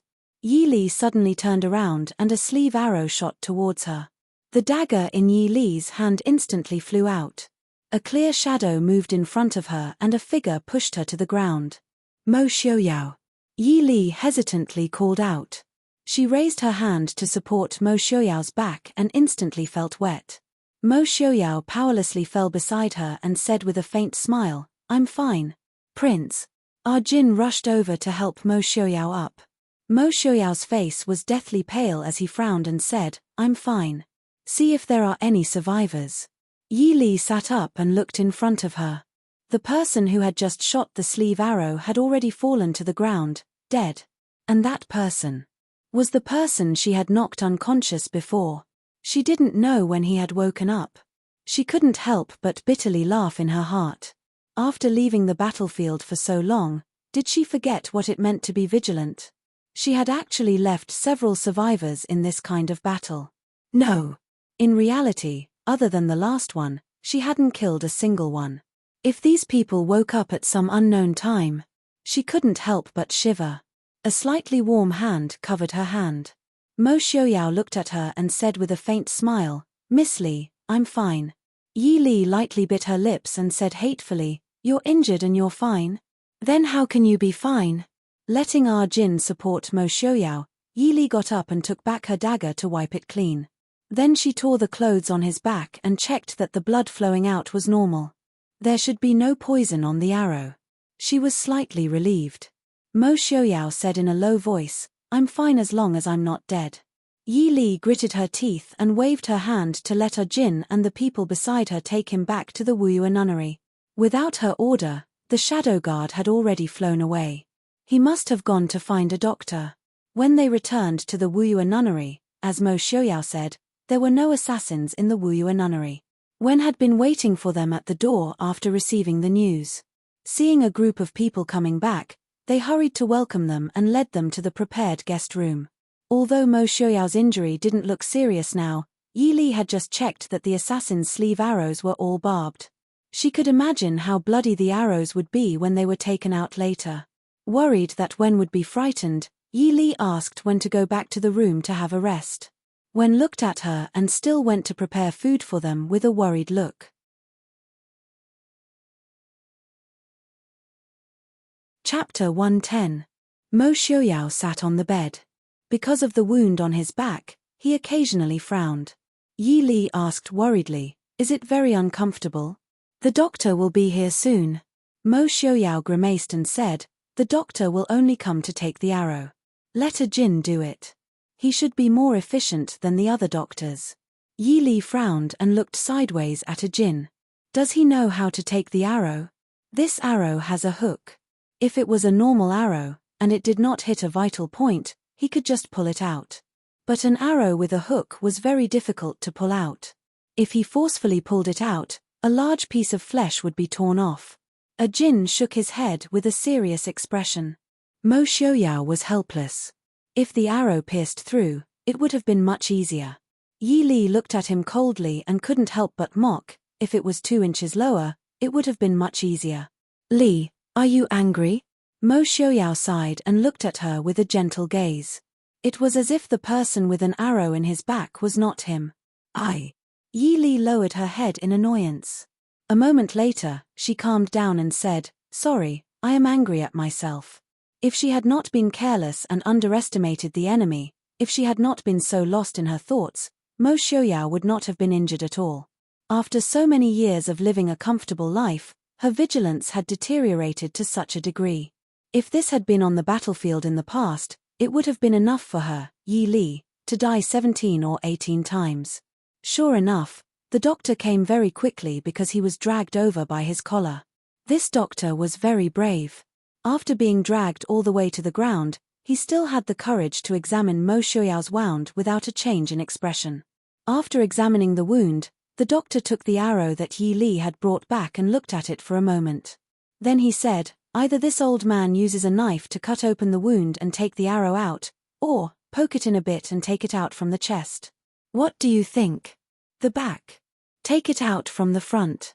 Yi Li and Mo Xiuyao said in unison. They couldn't help but glance at each other. Yi Li looked away as if nothing had happened and asked, "Doctor, what do you think?" The doctor nodded in satisfaction and said, "Both of you have made a wise choice.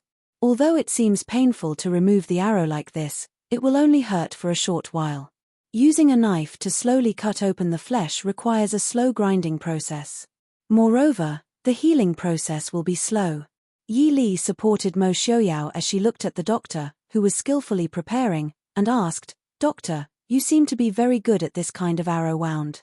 The doctor replied without raising his head, "This old man used to be a military doctor." So that was the case. She watched as the doctor cleaned the arrowhead's tail, then mercilessly held the arrowhead's tail and pushed it forward. Mo Xiuyao's body tensed up in an instant, his hand tightly gripping Yi Li's arm.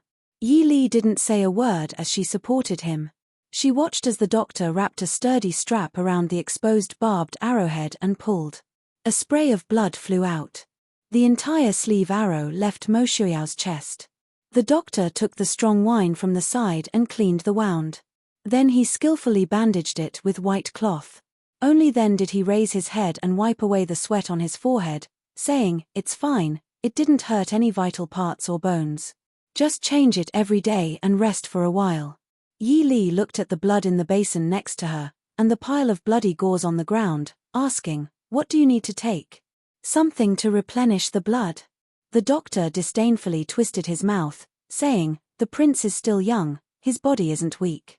Princess, if you are really worried, you can stew something like 4 substances soup, angelica soup to replenish the blood, or red date soup." Seeing the doctor leave behind a few prescriptions for external use and swagger away with his medicine box, Yi Li felt a little embarrassed. Why did she feel that the soup that the doctor mentioned was for women? This doctor has a personality. Mo Xiuyao smiled faintly, saying, "He is the special doctor in our mansion. He used to be a military doctor of the Black Cloud Cavalry." Mo Xiaoyao was injured, so when asked them to stay in Wuyue Temple to recuperate, they would return to the capital when they got better. However, Mo Xiaoyao refused, and Yi Li didn't oppose. Since those killers dared to openly assassinate Mo Xiaoyao near the capital, they definitely wouldn't give up after failing once. Since Wen had made up her mind to stay out of worldly affairs, they would only bring unnecessary danger to her if they stayed here. When the shadow guard sent by the Prince Ding mansion arrived, Mo Xiaoyao left some shadow guard to protect Wen, and returned to the capital with Yi Li. Prince Ding was seriously injured near the capital, which was naturally not a trivial matter. However, Mo Xiaoyao seemed to have ordered people to block the news. After they returned to the capital, the dignitaries in the capital didn't seem to know that Mo Xiaoyao was injured. Anyway, Mo Xiaoyao didn't need to go to court every day like ordinary people. He just recuperated at home when he had nothing to do. However, there was one thing that made them quite helpless. As soon as they returned to the mansion, Nanny Sun directly sent Mo Xiaoyao to Yi Li's courtyard on the grounds that Prince needed personal care because of his injury. Nanny Lin, Nanny Wei, and Director Mo were naturally happy to see this. They excitedly directed the servants to move Mo Xiaoyao's things into the new room. They were so happy that they seemed to forget that their master had just been seriously injured by an assassin. Because everyone in the mansion worked hard together, Yi Li had to take on the task of changing Mo Xiaoyao's medicine every day. Even though Yi Li used to be a soldier who had gone through fire and water, she still felt shocked when she saw the scars on Mo Xiaoyao's body. Not only were there knife wounds on his chest and back, but there were also some sword wounds. It was hard to connect this body with Mo Xiaoyao's image of a gentle young master. Yi Li finally understood what Mo Xiaoyao meant when he said, "I'm fine as long as I don't die." To be able to survive such a serious injury, he must have experienced a narrow escape from death that normal people couldn't imagine. Every time she applied medicine and saw this man smiling calmly at her, Yi Li couldn't help but feel a faint throbbing pain in her heart. However, she wasn't someone who liked to be conflicted. She quickly attributed this strange feeling to Mo Xiaoyao being injured because of her. She quickly immersed herself in the process of making up for it. Yi Li rejected Mo Xiaoyao's previous suggestion of hiring a skilled swordsmanship master for her. Instead, apart from handling the mansion's affairs and taking care of Mo Xiaoyao, she spent the rest of her time in the mansion's secret training grounds. It was a very focused training of her strength and speed. At the same time, she also trained in a certain type of internal energy that Mo Xiaoyao recommended. However, Yi Li knew that internal energy wasn't something that could be achieved overnight. As for the rumors of internal energy being able to split rocks and mountains at its strongest, Yi Li didn't understand. Why would she want to use her own hands to split rocks and mountains? If she could recover to her peak state, she could break a person's bones with one punch even without internal energy. What made Yi Li satisfied was that this body's potential wasn't bad. In Mo Xiaoyao's words, this body could be considered a good material for practicing martial arts. Thus, Yi Li spent most of her time in the training grounds every day. The original training grounds in the mansion had been changed by her quite a bit. Since only she and Mo Xiaoyao used it, Mo Xiaoyao didn't care how she changed it or how she practiced. He would only occasionally go to the training grounds to watch her practice when he had nothing to do. On the other hand, Jin couldn't forget Yi Li's skills after seeing her fight. Every time he was by Mo Xiaoyao's side, he would stare at Yi Li and Qing Shuang and Qing Luan who were practicing with Yi Li. He was just short of begging Wang Fei to take him as a disciple.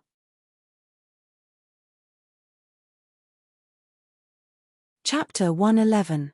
Mo Xiaoyao also came from a military background. In the beginning, he didn't see the benefits of Yi Li's training, but as time passed, he began to see. Seeing Jin looking pitifully at the three figures in the training field, Mo Xiaoyao couldn't help but speak up for him. Yi Li only smiled when she heard this. "Right now, I'm only doing recovery training. The most important thing is to train my strength, speed, and endurance. There's no secret to it. It's just that Jin doesn't have much time because he's with you every day." The word recovery made Mo Xiaoyao raise his eyebrows slightly. He smiled faintly. "Does Li think that after this kind of training, you can fight against martial arts experts?" Yi Li shrugged helplessly. She took the handkerchief Mo Xiaoyao handed to her and wiped her sweat. Each has its own advantages and disadvantages. The most important thing about my method is that it doesn't take much time and it doesn't have high requirements for one's aptitude and comprehension. Using the Neigong technique you gave me as an example, without considering aptitude and comprehension, even if I train for 20 hours a day, how long would it take to succeed? Mo Xiaoyao was deep in thought. Yi Li looked at him with a smile and said, my training, even though I can't train you to become a martial arts expert, but at most 1 year, I can make a healthy person's body reach its peak. If I focus on the various skills, a martial arts expert only has one life. Mo Xiaoyao understood that there were many people with good bodies, but there weren't many martial arts experts. Therefore, not everyone with good bodies could become an expert.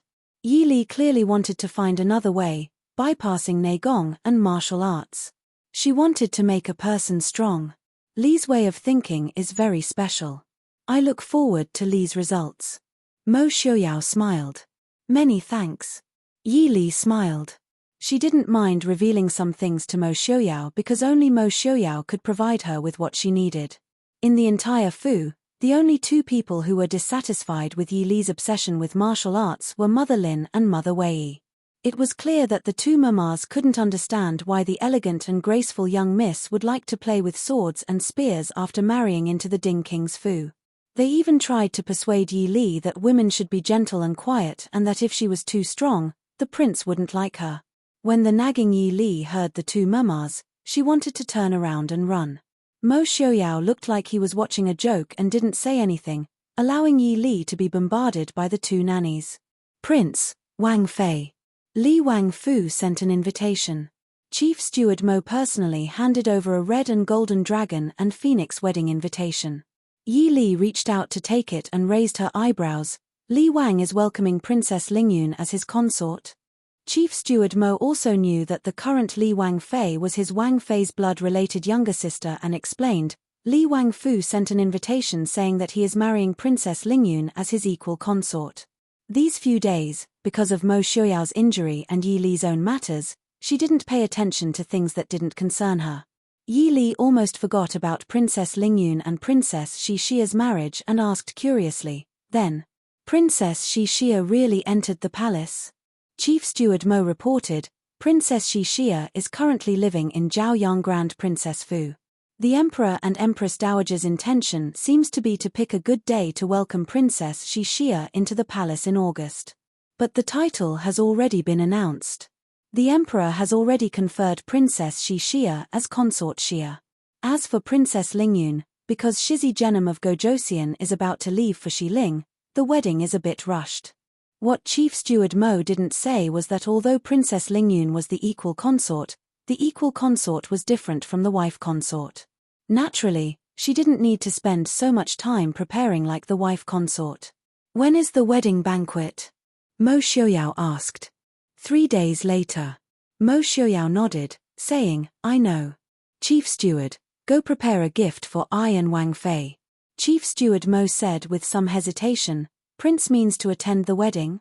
The prince had just been assassinated and it was worrying to attend the wedding.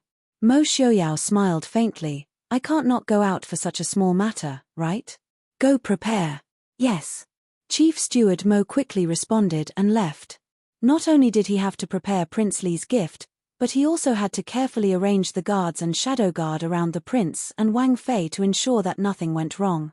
Seeing Chief Steward Mo leave in a hurry, Yi Li sighed helplessly. She looked at Mo Xiaoyao and said, I don't know why, but I feel that the peaceful days are about to disappear. Mo Xiaoyao raised his eyebrows, asking, You like peaceful days? Yi Li nodded, It's best to be peaceful, to live a smooth life until old age, and then to die in bed without any regrets. Mo Xiaoyao shook his head, Then why do you still practice martial arts? Mo Xiaoyao always felt that Yi Li was an extremely contradictory person. Although she appeared to be elegant and refined like a noble lady, but from the very beginning, she gave him an impression that she was different from an ordinary noble lady. Sometimes, she was even more like a general's daughter than Murong Ting. Occasionally, the sharpness that flashed across her brows was not something that an ordinary woman could show. Yi Li sighed, Just take it that I like to be vigilant in times of peace. No matter how much she told herself that she wanted to live a peaceful life like a noble lady, but Yi Li was clear in her heart that it was impossible for her to be like Wen Shi and completely hand over her life to others. She could give in to her father's differential treatment, she could give in to all the cumbersome rules that she was not used to, and she could even give in to her own marriage. But she could never give in to Yi Li's nature. She could not let herself become a weak woman who did not know how to rely on others and did not even have the strength to protect herself. There were many things that she had prepared that she might not need in her lifetime, but she would rather put them there for her entire life than to find that she did not have them when she needed them. If Li doesn't like those trivial matters outside, you don't have to care about them. Mo Xiaoyao said, there will be people below to take care of those things. Moreover, Ding King's Fu does not need too much human relations. Yi Li understood. The Ding King's Fu had been quiet for so many years, which was exactly what that person in the palace wanted. These years, the Ding King's Fu's prestige in the Da Chu state had been slowly suppressed. If she, the newly appointed Ding King's Fu, was too active now, it would make the emperor afraid. Thinking of this, Yi Li's mind suddenly flashed. She abruptly raised her head to look at Mo Xiaoyao and asked, why did Nanzhao and Shilling suddenly form a marriage alliance with the Da Chu state? The reason that she had told Princess Lingyun before was just to deceive a child. Shilling and the Da Chu state seemed to be destined enemies. It was good enough that the Da Chu state did not take advantage of Shilling's calamity to loot the burning house. How could it be solved by a mere princess who was engaged in a political marriage? Mo Xiaoyao's eyes flashed slightly, and he said lightly, Nanzhao is just in passing. The one who really wants to form a marriage alliance with the Da Chu state is Shilling. Yi Li lowered her eyes. She only felt that the thoughts in her mind were spinning very quickly, and she could not grasp any clues at the moment. After a while, she raised her head to ask, if another war breaks out in the Da Chu state, what will happen to the Ding King's Fu?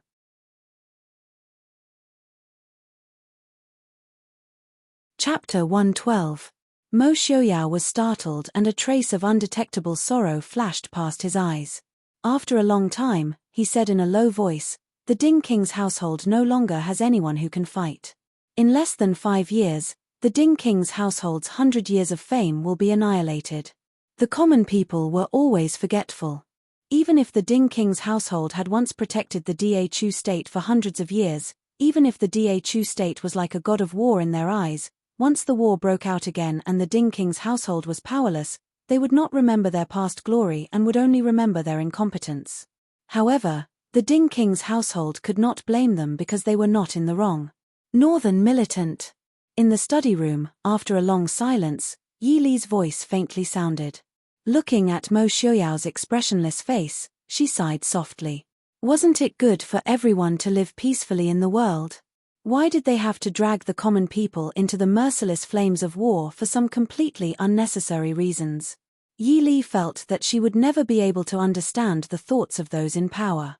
Yi Li suddenly felt that this man was very pitiful. He should have been high-spirited and vigorous like his ancestors, pointing out the country and living a carefree life.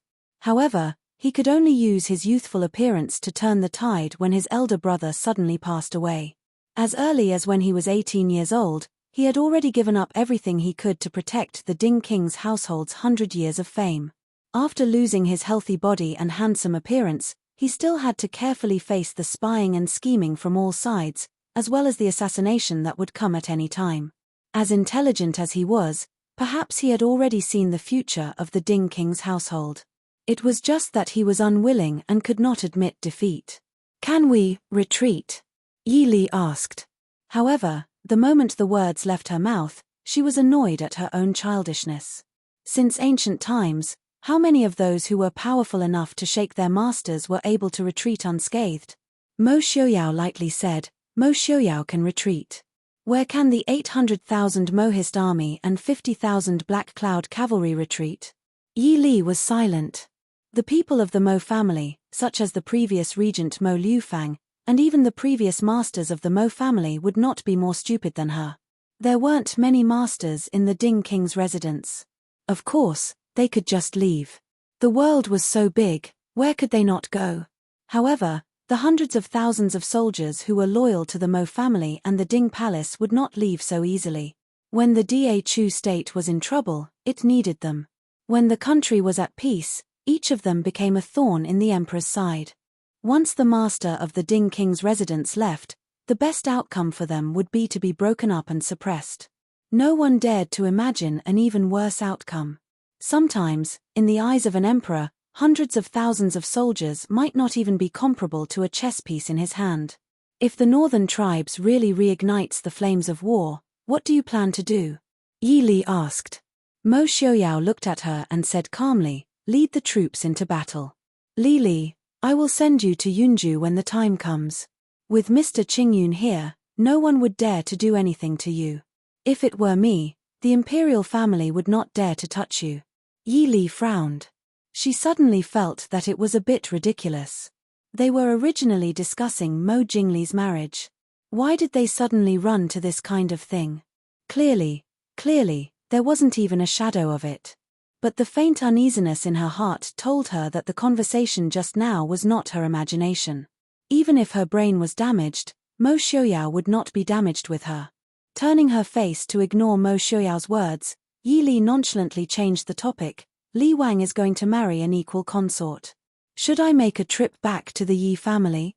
Without needing Yi Li to think, a steward came to report to the Yi family before noon. Old Madam invited Wang Fei to return to the Yi family to discuss something. Returning to the Yi Fu, Yi Li was directly invited into Old Madam Yi's courtyard. The moment she stepped into Rongla Hall, she saw Yi Li's red and swollen eyes from crying and Wang Shi's angry screams. Old Madam Yi and Minister Yi were also sitting with a gloomy expression. Yi Li curled her lips and understood what was going on. Grandmother, father. Li Old Madam Yi saw Yi Li come in and her eyes lit up. She hurriedly beckoned for Yi Li to come forward. Yi Li's mouth twitched. She was silent inside. Old Madam didn't think that she could control the emperor's marriage, right? She was just a princess Ding. Don't talk about Li Wang marrying a princess. Even if he wanted to take a concubine, she couldn't control it. Leah, you're finally back. Look at your sister. Ying'er really has a hard life. Yi Li walked forward and glanced at Yi Ying, who was crying in Wang Shi's arms. She sat down next to Old Madam Yi and asked, Fourth sister, what's wrong? Old Madam Yi said anxiously, Ying'er was married for less than a month and Li Wang is going to marry an equal concubine. Where will our minister's Manner's face go? How will your sister live in the future? Yi Li nodded and said, Our prince also received the invitation from Li Wang Manor just now. At this time, fourth sister isn't in the manor taking care of matters. Why did she come back? Wang Shi glared and said angrily, What did you say? Ying'er is already like this and you still blame her for coming home? Yi Li, are you still human? Old master, you see. Shut up. Old Madam Yi glared at Wang Shi and said angrily, Leah is right. Just now, this old woman has been talking to you for a long time. Did you turn a deaf ear to it? Li Wang Manor is now taking care of the marriage. If Ying'er, the princess, doesn't come out to take care of it, how will others see it? Wang Shi said with dissatisfaction, Li Wang let Ying'er down and still wants Ying'er to take care of the marriage for him. Is there any justice in this? Old Madam Yi sneered and said, The emperor's words are justice. You were also present on the night of the marriage decree. Why didn't you come out to take a look? Don't come up with those bad ideas beside Ying'er. Yi Ying's mind was still thinking about the conversation with Mo Xiaoyao in the morning. How could she be in the mood to listen to them at this time? She patiently persuaded Yi Ying, but Yi Ying didn't appreciate it. With tears in her eyes, she hugged Wang Shi and cried, sob. Father, it's all your fault. Why did you insist on marrying me to Li Wang? If not, how could your daughter be wrong today? This should be her, Ying'er. Minister Yi patiently growled and glared at Yi Ying with a gloomy face. Yi Ying couldn't help but hide in Wang Shi's arms with a gloomy face that had never been seen before. She sobbed with grievance. Yi Li silently looked down and concealed the fluctuation in her eyes. So it was not Yi Ying's idea to hook up with Mo Jingli in the beginning? Then, what did her father mean by letting one of his daughters hook up with another daughter's fiancé? Well, it's already like this. What's the use of saying this? Minister Yi impatiently waved his hand and looked at Yi Li. Li, what do you think?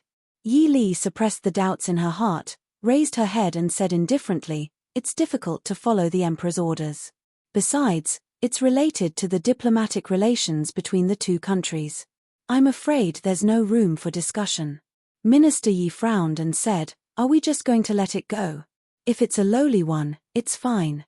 But that's the princess of Shilling Kingdom. Yi Li smiled faintly and said, it's because she's the princess of Shilling that we don't have to worry, right? Father. Minister Yi pondered for a moment and his brows gradually relaxed. He said, that's right. Li Wang's future successor can't have the bloodline of the Emperor of Shilling. Besides, the Princess of Shilling put on such a show in the palace that day. I'm afraid that Li Wang has some grudges against her. As long as Ying can control the power in the residence, we don't have to worry about a princess who's married for peace.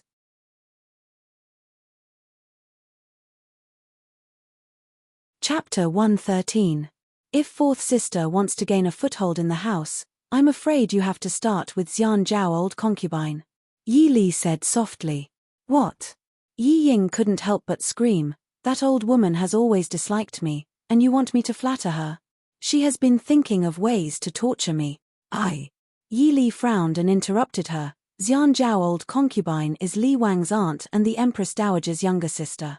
You don't want to flatter her, but there are many people who think so. Moreover, I'm not asking you to flatter her. You just have to let her not find fault with you. It's best if you can make her feel that you are a satisfactory concubine. Xian Zhao, old concubine, had been in the palace for decades. How could it be so easy to flatter her? She was afraid that when the time came, she would end up like a dog instead of a tiger. Yi Ying said bitterly, since we got married, she has been finding fault with me. As long as I do something wrong, it's not right. How can I make her satisfied? If she finds fault with you, you just have to endure it. When you have time, you should ask grandmother how to be a good wife. You are Zhaoyi's younger sister, the daughter of the minister's manor. You have the title of Di Wangfei.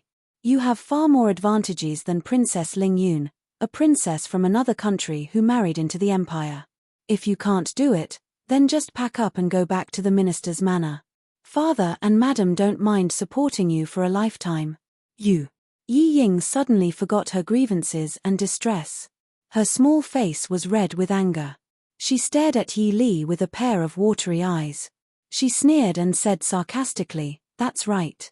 If you can't endure it, you would have run back to the minister's manor crying. No. If you were not married, I would just hang myself with a rope. Yi Li was too lazy to be angry with her. She calmly put down the teacup in her hand and glanced at her. If you have the time to be angry with me, it's better to go back and do what you should do. Yi Ying still wanted to talk back, but old Madam Yi slapped the table and said, Ying, enough. Learn from your third sister. Look at what you have become. Yi Ying was stunned. She couldn't help but cry when she thought of her own situation. She wiped her tears and said, what have I become? Who caused me to be like this? Right now, who knows how many people in the capital are secretly laughing at me? Woo-woo. How can Prince treat me like this? What did I do wrong? Old Madam Yi's head started to hurt because of her crying.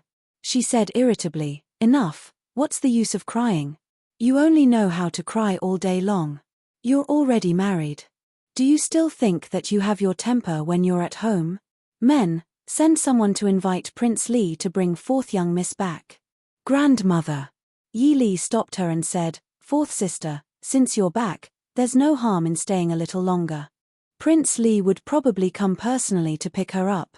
If we send someone to invite Prince Li now, we will be at a disadvantage.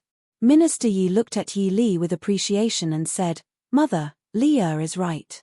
Old Madam Yi pressed her forehead and sighed, I'm going to be confused by her anger. Old Madam, Master, Madam, Prince Li is here. The steward outside the door reported. Although old Madam Yi and Minister Yi's faces were still gloomy, Yi Li could see a trace of joy in their eyes. It seemed that Mo Jingli coming personally to pick up Yi Ying made the two of them very satisfied. After all, their daughter was already married. No matter how angry the Yi family was, it was impossible for them to let Yi Ying move back to the Yi residence and let the Yi family support her for the rest of her life, as Yi Li said. Not long after, Mo Jingli came in. His face was still cold and gloomy as usual. In fact, Yi Li almost couldn't remember seeing Mo Jingli's face in a good mood. It seemed that he always looked like someone owed him a few hundred taels and didn't want to pay him back. As soon as he entered the door, he saw Yi Li. Mo Jingli paused for a moment before turning his gaze to Yi Ying. Yi Ying bit the corner of her lips, feeling wronged. She snorted and turned her head to ignore him. Minister Yi and old Madam Yi's expressions were also indifferent. They didn't have their usual attentiveness and thoughtfulness. Wang Shi's face was even more gloomy. If old Madam Yi didn't secretly glare at her, she would have questioned him directly. Seeing this, Mo Jingli's eyes darkened. Obviously, he wasn't in a good mood. In fact, regarding this marriage, Mo Jingli felt even more wronged than Yi Ying. It wasn't that he wanted to marry that Princess Lingyun. Why would he marry someone who was defeated by Yi Li? Brother Emperor didn't want that woman, so he didn't even ask and just gave her to him. After returning home, Yi Ying kept making trouble with him. Princess Lingyun, that ungrateful woman, even dared to make a scene in the embassy and refused to marry him. Who did she think he was? Did she think that he would only marry her? After being annoyed by Yi Ying and Princess Lingyun, Mo Jingli directly went to the palace to tell Brother Emperor that he wanted to break off the marriage and not marry Princess Lingyun. However, he was reprimanded and chased out by Brother Emperor. Then, he was reprimanded by Mother Empress and Mother Consort. The more he thought about it, the worse Mo Jingli's face became. Minister Yi saw that something was wrong and stopped while he was ahead. He coughed softly and said, "Ying Prince is here to take you back. Sit down and talk to Prince." Yi Ying turned around with red eyes and looked at Mo Jingli pitifully. "Prince," her resentful voice made Yi Li tremble uncontrollably. She watched Mo Jingli walk over and hold Yi Ying in his arms. He whispered, "Let's go back to the mansion with Prince. Ying is so sad. Woo woo." Yi Ying sobbed and fell into Mo Jingli's arms and cried. Mo Jingli held Yi Ying's waist and silently listened to Yi Ying's grievances. Although he didn't say anything, his face obviously improved a lot. "Let's go back." Mo Jingli carried Yi Ying horizontally and nodded to Minister Yi and old Madam Yi. He directly ignored Yi Li and turned around to walk out. However, Yi Li was left with a lot of questions. In fact, until now, she still didn't understand whether he really cared about Yi Ying or not and how much he cared about her. Probably, it wasn't easy to guess the thoughts of someone with facial paralysis, even if Mo Jingli was a slightly deformed facial paralysis. Yi Li leaned on the chair and supported her chin as she thought silently. After declining old Madam Yi and Minister Yi's invitation to stay, Yi Li brought people out of the minister's manor. Seeing that it was still early, Yi Li remembered that since she married into the Ding King's manor, she didn't seem to have gone out alone. Just then, she remembered Nurse Sun's various hints. Mo Xiaoyao's birthday was in a few days. Yi Li decided to see if there were any suitable gifts. After making up her mind, she brought Qing Luan and Qing Shuang to the busiest street in the capital. Walking along the bustling street, Yi Li couldn't help but feel a little distressed when she couldn't find anything suitable after browsing through several shops. She didn't know what kind of gift was suitable. Qing Shuang looked at Yi Li's distressed appearance and boldly asked, "Princess Consort, do you want to buy something?" Yi Li looked at the two curious maidservants with sparkling eyes. She hesitated for a moment before saying, "Nurse Sun said that in a few days, it will be Mo Xiaoyao's birthday. I want to find a gift for him." Qing Shuang rolled her eyes at her. "Miss, do you need to run to the streets to find a gift for Prince?" Yi Li was at a loss. "You mean to give a ready-made gift? Wouldn't it seem insincere?" Moreover, there were a lot of treasures in her room, but other than calligraphy and paintings, most of them were women's jewelry. Did she really have to pick a calligraphy and painting for him?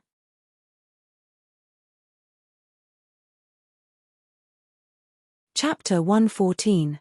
Qing Luan pursed her lips and snickered. She blinked and whispered, "Prince doesn't lack any treasures. If Princess wants to show sincerity, why don't you make a gift yourself?" Even a purse is more valuable than an antique in Prince's eyes. Purse? Qing Shuang waved her hand. How can a purse do? How about Wang Fei make some clothes for Wang Ye? Make clothes? Yi Li looked down at her hands. She didn't seem to touch a needle and thread since she married into the king's mansion. But this seemed to be a good idea. Princess Ding. After making up her mind, Yi Li was ready to turn back to the king's mansion, but she was blocked by a voice from behind. Yi Li looked back and saw the pair of cousins standing in the crowd. She just wanted to say enemies are bound to meet on a narrow road. Shizzy, princess. Yi Li nodded slightly. Lei Tongfeng didn't seem to see Yi Li's indifferent and alienated look. He walked forward and smiled. What a coincidence. Princess Ding is shopping alone. Yi Li smiled. Qing Luan, Qing Shuang greets Shizzy and princess. Did Shizzy Genom of Gojosian's eyes go out of their sockets? Didn't he see that there were two living people standing beside her? Lei Tongfeng's eyes twitched, and he smiled. I'm going back to West Hill in a few days, so I want to buy something for Ling Yun. I don't know if princess can help me. Yi Li looked at the enthusiastic and indifferent siblings with a fake smile and said, I'm afraid I can't help much. How can that be? Princess is proficient in both the pen and the sword. She is also the champion of 100 Flowers this year. Her vision must be good. Lei Tongfeng smiled. Yi Li couldn't refuse anymore. She could only say, in that case, Shizzy and princess, please. Princess Lingyun glanced at Yi Li. Her face was haggard, and she looked dispirited. It seemed that ever since the betrothal, her life hadn't been too good. She just didn't know what method Lei Tongfeng used to make Princess Lingyun listen to him obediently. The three of them walked on the streets with their attendants. Princess Lingyun was completely absent-minded. Even when walking, she had to be supported by her maidservant from time to time so that she would not bump into the passing crowd. Yi Li saw that the previously arrogant and domineering young lady had become like a withered bean sprout in just a few days. While Princess Lingyun was being ordered by Lei Tongfeng to try on clothes, Yi Li asked, Princess Lingyun doesn't look too good. Lei Tongfeng raised an eyebrow and looked at Yi Li with interest. He said, is Princess Consort sympathizing with Lingyun? Yi Li glanced at him. Shizzy, as her cousin, doesn't sympathize with her. Is it my turn as an outsider to meddle in other people's business? Lei Tongfeng smiled unconcernedly and said, it's nothing. A child is throwing a tantrum and going on a hunger strike. A child throwing a tantrum and going on a hunger strike? Yi Li nodded. I hope the princess won't collapse on the wedding day. Lei Tongfeng was full of confidence. Or rather, he didn't care at all. He smiled and said, Princess Consort, don't worry. Our shilling will not allow such a disrespectful thing to happen. On the day of the wedding, Ling Yun will be glowing as a bride. Yi Li turned her head to look at the decorations in the shop. She didn't have any good feelings towards people like Lei Tongfeng. She didn't believe that Lei Tongfeng didn't know what kind of ending Princess Lingyun would face if she stayed in the Da Chu state to marry Mo Jingli. He just didn't care. A person who could push his cousin to a dead end with a smile and say that he was doing it for her own good. In reality, this kind of person was colder and more heartless than Mo Jingli. Lei Tongfeng saw the alienation in Yi Li's expression. He looked at Yi Li with a smile and said, Princess Ding seems to have something against me. Yi Li glanced coolly at him and said, no, I never have anything against strangers. Stranger? Lei Tongfeng smiled meaningfully. How can it be a stranger? Speaking of which, did Prince Ding and Wang Fei like my wedding gift? Yi Li said, the cloud-grasping sword is of great significance to the Ding Wang Fu. How could they not like it? I've troubled Shizzy. No, no.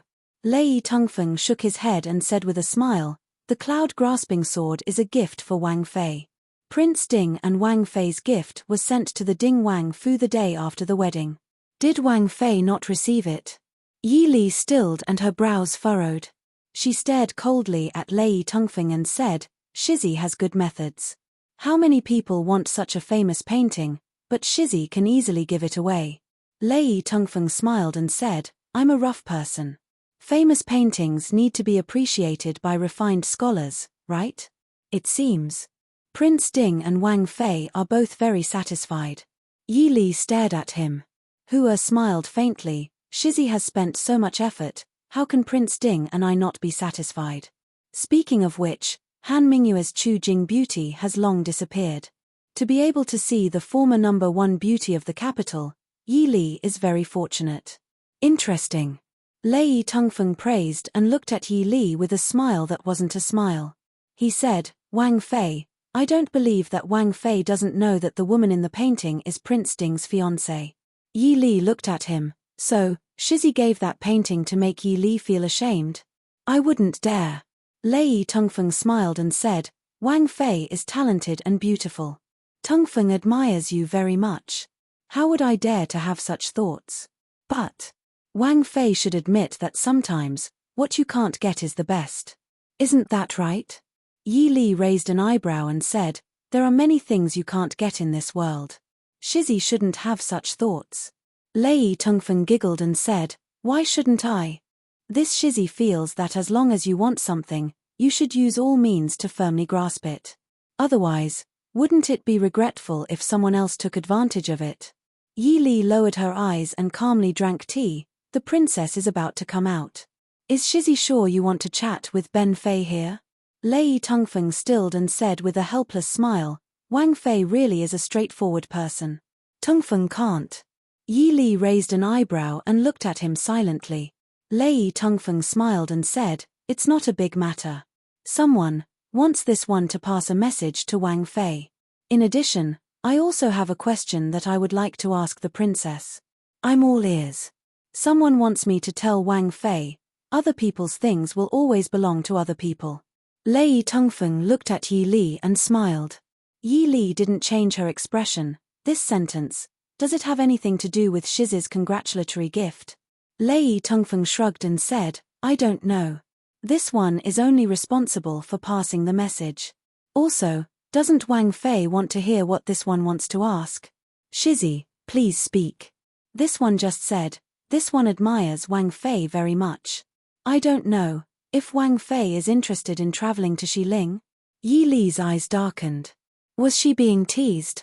Or did Lei Tongfeng feel that it was a very satisfying thing to kidnap Prince Ding's wife and elope? After looking at Lei Tongfeng for a long time, Yi Li faintly sighed and said, Shizzy, this consort has the intention of traveling to Xiling, but I'm afraid. What are you afraid of? Lei Tongfeng's eyes were deep and unfathomable. I'm afraid this consort will die at Shiz's hands before stepping into Xiling's borders. Yi Li coldly laughed and faintly finished the latter part of her sentence. Lei Tongfeng's expression instantly froze, as if he couldn't think of what expression to put on for a moment.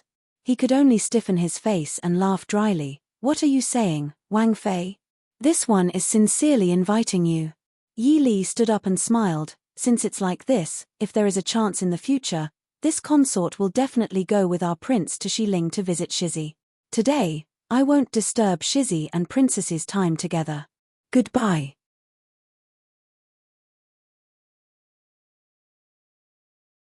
Chapter 115. Ignoring the expression of Lei Tongfeng sitting there, Yi Li stood and walked out. In the inner hall, Lei Tongfeng, who had been left behind, stroked his chin as he looked thoughtfully at the bead curtain swaying because someone had left. The smile on his face was even more arrogant and ambitious than before. An interesting woman, no wonder Mo Xiaoyao would marry her. In the inner hall, Lei Tongfeng, who had been left behind, stroked his chin as he looked thoughtfully at the bead curtain swaying because someone had left. The smile on his face was even more arrogant and ambitious than before. An interesting woman, no wonder Mo Xiaoyao would marry her. Princess Lingyun walked out from inside, still wearing the same clothes as when she had gone in. She stood by the door and looked resentfully at Lei Tongfeng. Lei Tongfeng raised an eyebrow and lowered his eyes to hide the disdain in them as he said, Lingyun, don't think about it. Imperial brother is doing this for your own good. Compared to that Li Wangfei who doesn't have a brain, this Princess Ding is very hard to deal with. Even if you enter Princess Ding, you will not be able to beat her. Haven't you suffered enough that day? You know very well that even without Yi Li, you would not be able to enter the Prince Ding mansion. Princess Lingyun stared at him and said, You are speaking up for Yi Li? Lei Tongfeng snorted and said, "Pretend I didn't say anything. If you think you have the ability to provoke Yi Li, then go ahead. Let's see if she dares to shoot through your head next time. I don't care what you want to do. In 3 days, obediently get on the sedan chair and marry into the Li Wangfu. Don't force me to drug you. I am a princess, you dare. I thought that you knew your use when you made a fuss about coming to Dongchu." Lei Tongfeng looked mockingly at her. "You didn't think that just because you came to Dongchu to choose a bridegroom, you could marry whoever you liked? No matter how favored a princess was, she was still just a princess. A princess who was married to him, actually dared to put on airs in front of him?" West Hill Embassy. After sending Princess Lingyun back to her room, Lei Tongfeng turned around and returned to his own room. As soon as he closed the door, Lei Tongfeng's eyes darkened. His gaze shot to a certain spot in the room like a knife. The completely enclosed room was dark and unpredictable because there was no light. A slim figure in black sat beside a round sandalwood table. Lei Tongfeng's expression darkened as he stared at the back of the woman in black and asked, "What are you doing here?" The woman in black turned her face to the side, revealing a pair of moving starry eyes in the dim light. However, her eyes, which should have been as clear as water, were filled with obvious anger. "Why did you ruin my plans?" Lei Tongfeng snorted and sneered, "Spoil your plans? What has this prince done to ruin your plans?" "Lingyun's matters." The woman in black gritted her teeth and said, "If it wasn't for your interference, how could Lingyun have married into the Li Palace?" Lei Tongfeng relaxed his body a bit. He walked to a chair on the side and sat down as he said, "You still have the nerve to say that. If it wasn't for you talking to Lingyun all day long, how could Lingyun have married the Li Palace? Their original plan was not to marry a princess to a brainless prince. It was a pity that after Lingyun's interference, the emperor would not want her no matter what." The woman in black snorted and said, "If Lingyun had entered the Prince Ding mansion, wouldn't it have been better?" "Stop dreaming. Lingyun has been fooled by you. Could it be that you also killed her?" Lei Tongfeng said with disdain, "Do you think that Mo Xiaoyao is some kind of soft-hearted person? If Lingyun enters the Prince Ding mansion, we will have to collect her corpse in less than a month. Even if she doesn't die, do you think that with Lingyun's brain, she won't be tricked by Mo Xiaoyao and turn against him?" As if she was angered by Lei Tongfeng's mocking tone, the woman angrily said, "Isn't the reason I'm doing this to help you?" Lei Tongfeng sneered.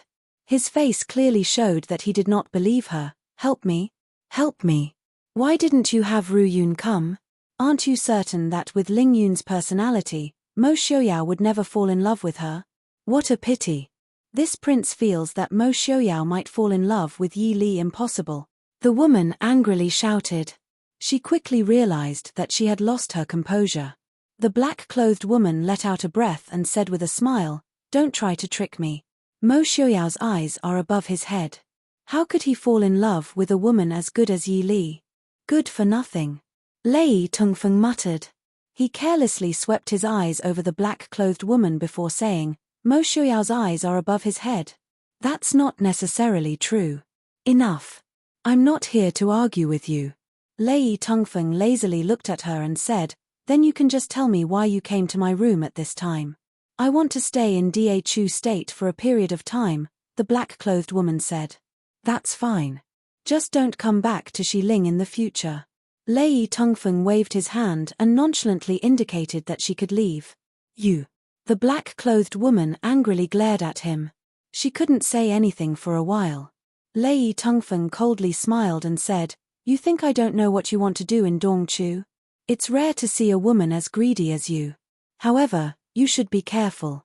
Don't end up with nothing." The black-clothed woman hatefully bit her red lips under the veil. "Lei Tongfeng, you won't be happy if you don't mock and ridicule me." Lei Tongfeng coldly snorted. He looked at the woman in front of him with an icy gaze that faintly revealed a trace of hatred. "You can't live if you don't go around seducing men. Don't be delusional. Mo Xiaoyao won't want you. Do you know where the painting you had people send over went?" Lei Tongfeng looked at her.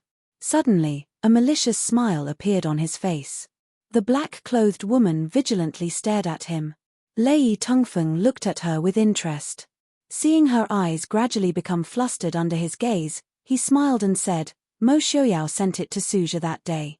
No matter how beautiful Su Zuidi is, she's just a dead person to Mo Xiaoyao.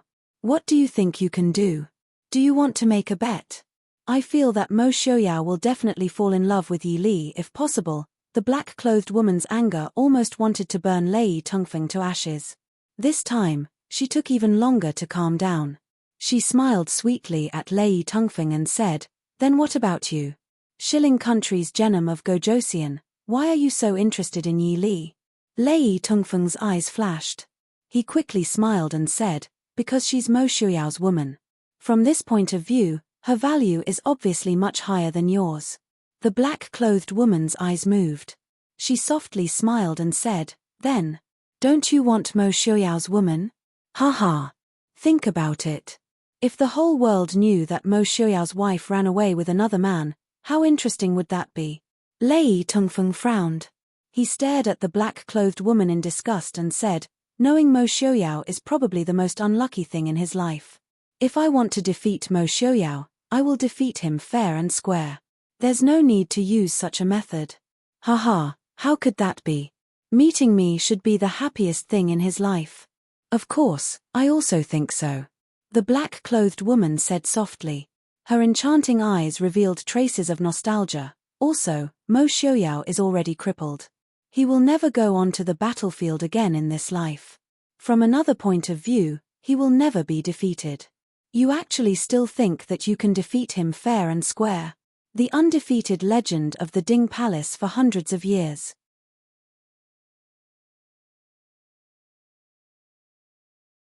Chapter 116. That's enough. Get out. We'll return to Xiling in 3 days. You can try to stay in Eastern Chu. According to what I know, Han Mingyu has already returned to Jiangnan. You can see if Mo Xiaoyao will be merciful to you. Lei Tongfeng's face darkened as he spoke coldly. The black-clothed woman stood up and looked at him with grievance. I know why you treat me so badly. You're jealous, aren't you? Or do you think I don't look good wearing a veil? As she spoke, the woman raised her hand to take off the veil on her face.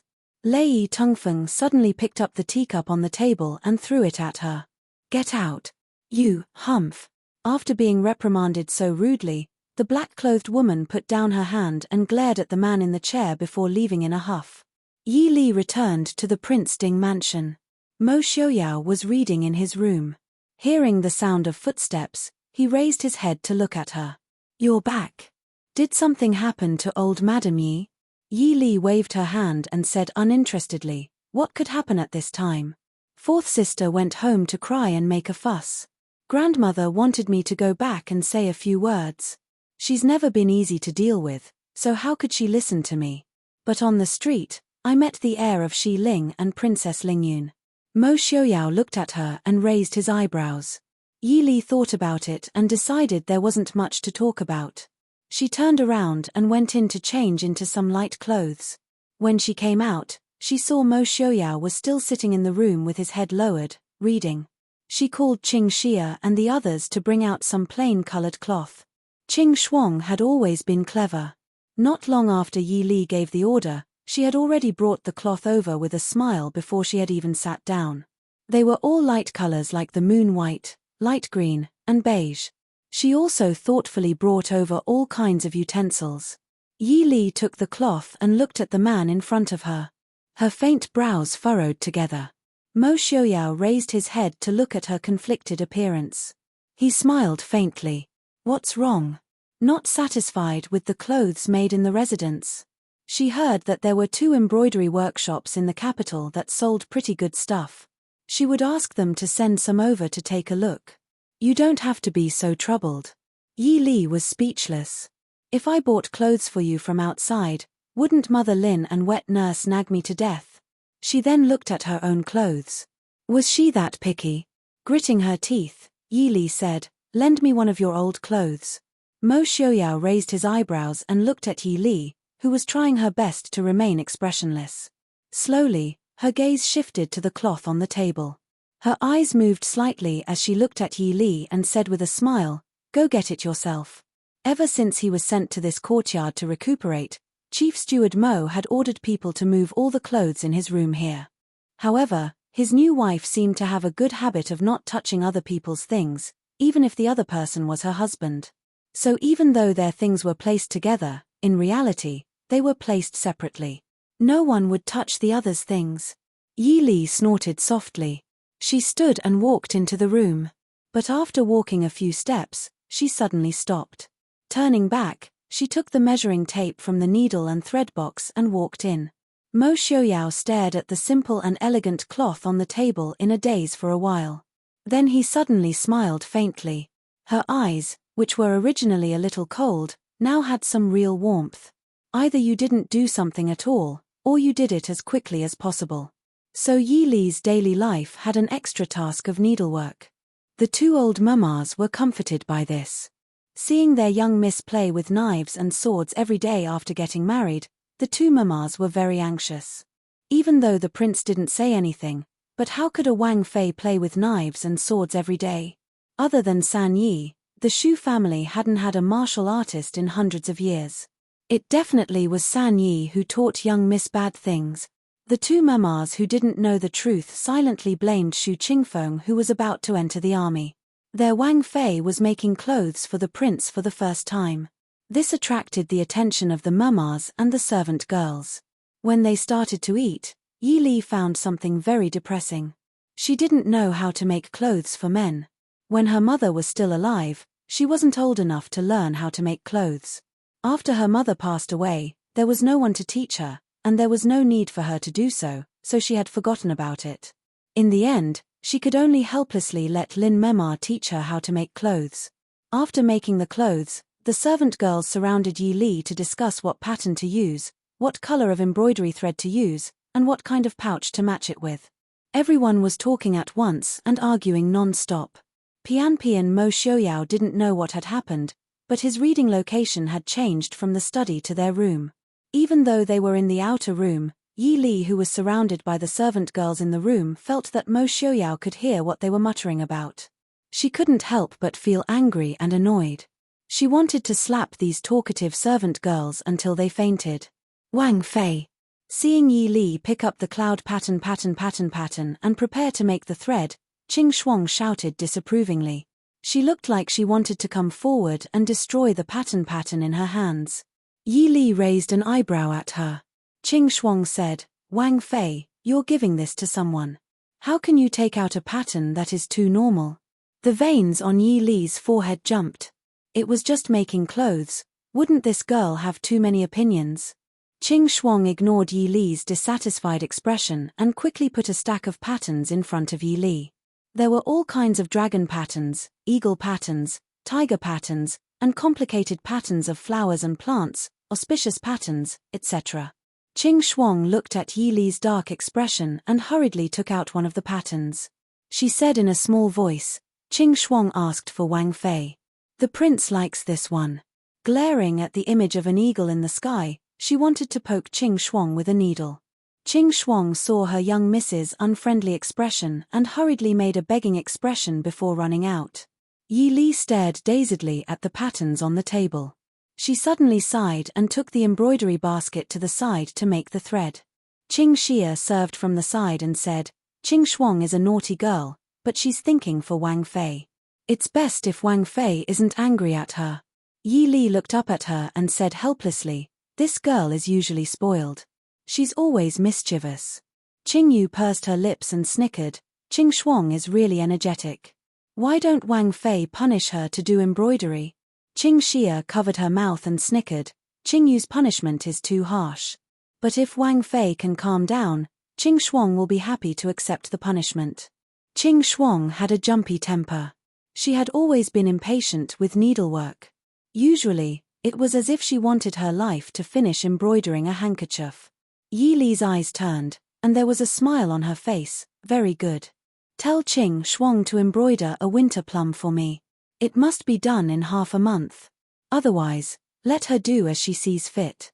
Qing Luan and others blinked and smiled. They secretly mourned for Qing Shuang in their hearts.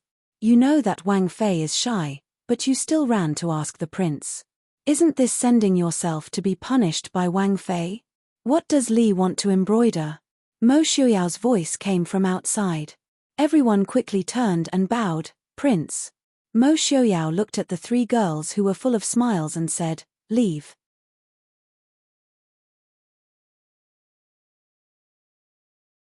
Chapter 117.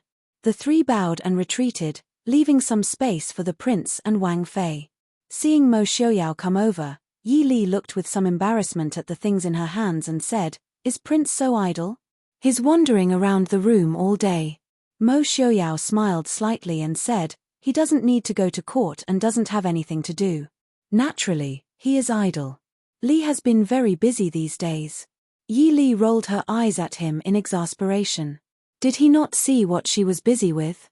The wheelchair stopped next to Yi Li. Mo Xiuyao said with a light laugh, Li, don't be embarrassed. Even if your embroidery is not good, I will not laugh at you. Very good. Yi Li angrily poked a needle on her clothing. He dared to say that her embroidery was not good. Even second aunt praised her embroidery. Tilting her head to look at Mo Xiuyao, Yi Li had a fake smile on her face. No, my embroidery is not good. I don't dare to stain Prince's eyes. Get someone from the sewing room to sit so I don't have to worry. Mo Xiuyao smiled helplessly. I mean that no matter what Li embroidery looks like, it is the best in Ai's eyes. Yi Li snorted and ignored him. She turned around and went back to work. Mo Xiuyao sat silently at the side and looked at Yi Li's gradually focused expression. A warm smile appeared at the corner of his lips. Because the Li palace had lost face during the previous wedding, the virtuous imperial concubine was probably trying her best to regain her face this time. The ceremony of marrying an equal consort was as grand as marrying a DI consort. But due to Princess Lingyun's status as a princess of a country, outsiders could not find fault with it. This made Yi Ying's already ugly face even more gloomy. On the day of the wedding, Yi Li and Mo Xiuyao beat Li Wangfei together. Mo Jingli personally stood at the door to welcome them. Yi Li habitually found that Mo Jingli still had a stiff face. There was no joy on his face. If it wasn't for his new red wedding robes, if it wasn't for his good looks, the guests passing by would have wondered if they should turn back home and change into black and white to attend the wedding. Now, Yi Li really sympathized with Yi Ying. Mo Jingli wasn't cold by nature, he was just used to pretending. If any man dared to show such a half-dead expression at her wedding, she would kick him to death no matter if it was her previous life or this life.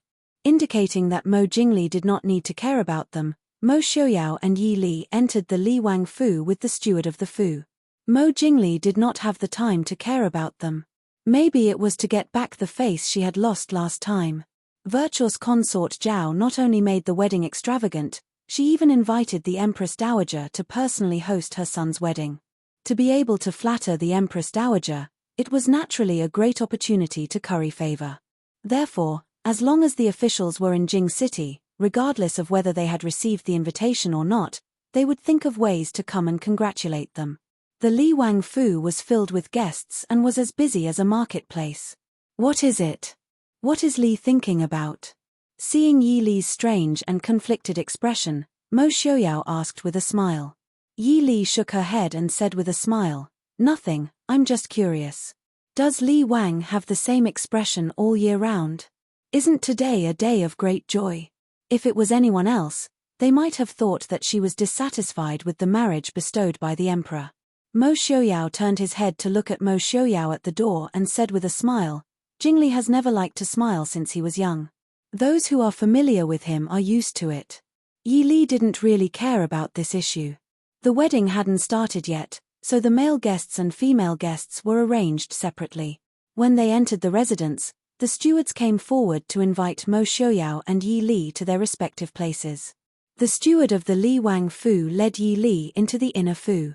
The female guests that had come to attend the wedding were all gathered in the garden of the Li Wang Fu. They were resting and chatting in the small pavilions in the garden. Passing through the garden where the noble women gathered in twos and threes, Yi Li was led to an elegant small pavilion on the east side of the garden. Inside, there were some women of high status or older. Virtuous concubine Zhao brought Yi Ying to accompany them personally. Seeing Yi Ying's bitter expression and the dissatisfaction between the brows of the virtuous consort, Yi Li sighed in her heart. Yi Ying and Yi Yu were both women of Wang Shi. They were both beautiful. How could they be so different?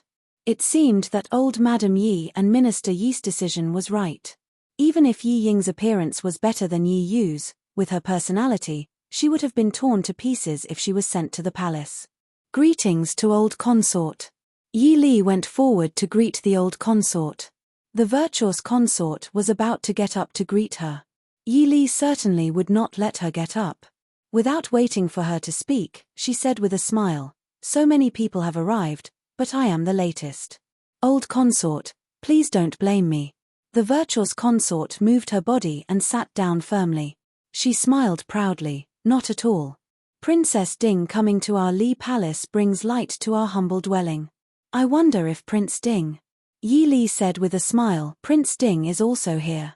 He went outside first and will come to greet old consort later." The virtuous consort praised Yi Li with a face full of smiles. Of course, the two people involved did not take these praises seriously. Although the virtuous consort was not young, she was of the same generation as Mo Xiaoyao. She never expected the Prince of Ding to come and greet her in person. After exchanging greetings, Yi Li glanced at the people sitting in the pavilion. Almost all of them were acquaintances. However, Zhao Yang Grand Princess, Zhao Ren Grand Princess, and old Madame Hua had not arrived yet. The southern marquise sitting in front stood up and gave Yi Li her seat. Yi Li thanked her with a smile. The southern marquise was the mother-in-law of the eldest daughter of the Yi family, Yi Zhen. Yi Li had a good impression of this eldest sister's husband. She smiled and chatted with the southern marquise. As she listened to the noble women casually talk about the gossip in the capital, Yi Li occasionally added a few words. Yi Li was puzzled to find that Yi Ying, who was sitting next to the virtuous consort, was almost completely silent. Sitting there all alone, she looked more like a beautiful puppet. Because of today, Yi Ying's dress was different from her usual elegant and refined appearance. She wore a bright red princess dress with gold peonies entwined around it. It made her look even more unnatural. It made people feel inexplicably uncomfortable just by looking at her. It had to be said that Yi Ying had been spoiled by Wang Shi to the point that she did not look like a legitimate daughter of a noble family at all.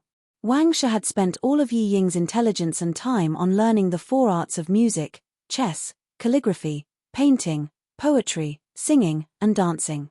In fact, there were many noble ladies who did not know these things at all, or only picked one or two to learn. They had a good enough family background and did not have to worry about not being able to marry into a good family. It was better to have the reputation of being a talented girl. However, between the reputation of being a talented girl and the means of being in power, anyone would choose the latter. Speaking of which, Princess Ding and Ying haven't had a good talk in a long time. It's not good for us old women to have the princess consort sit here with them. Ying accompany Princess Ding for a walk. The virtuous consort sensed Yi Li's gaze on Yi Ying and did not make things difficult for her. She directly ordered Yi Ying. Yi Ying looked at Yi Li and pursed her lips as she stood up. Yi Li stood up and smiled at the virtuous consort. "Since that's the case, thank you for your consideration. Everyone, Yi Li will leave first."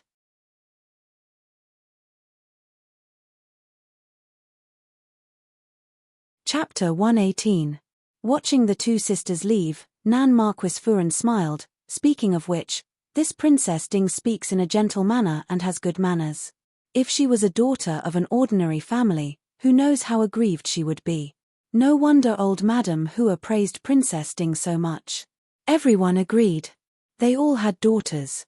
If Princess Ding did not marry, who knew if it would be their daughter's turn to marry into the Ding King's residence? The Ding King's residence had a high status, but Prince Ding did not have any power in the court. Furthermore, he was a disabled person who could not walk. If their daughter, who they had painstakingly raised, were to marry into his residence, wouldn't their hearts ache? Therefore, towards Yi Li, who married into the Ding King's residence first, it was inevitable that they would feel sympathy and pity for her. Looking at this girl, she was only 15 or 16 years old. To be able to have such a calm and composed temperament after marrying such a husband, she was indeed not bad. On the contrary, Princess Consort Li, who was once envied by all the noble ladies in the capital, was a little disdainful. Wasn't she the #1 beauty who was proficient in the 4 arts? She did not even know when to advance or retreat when interacting with others. No one knew what Prince Li saw in her. She did not seem like she came from the same residence as Princess Ding.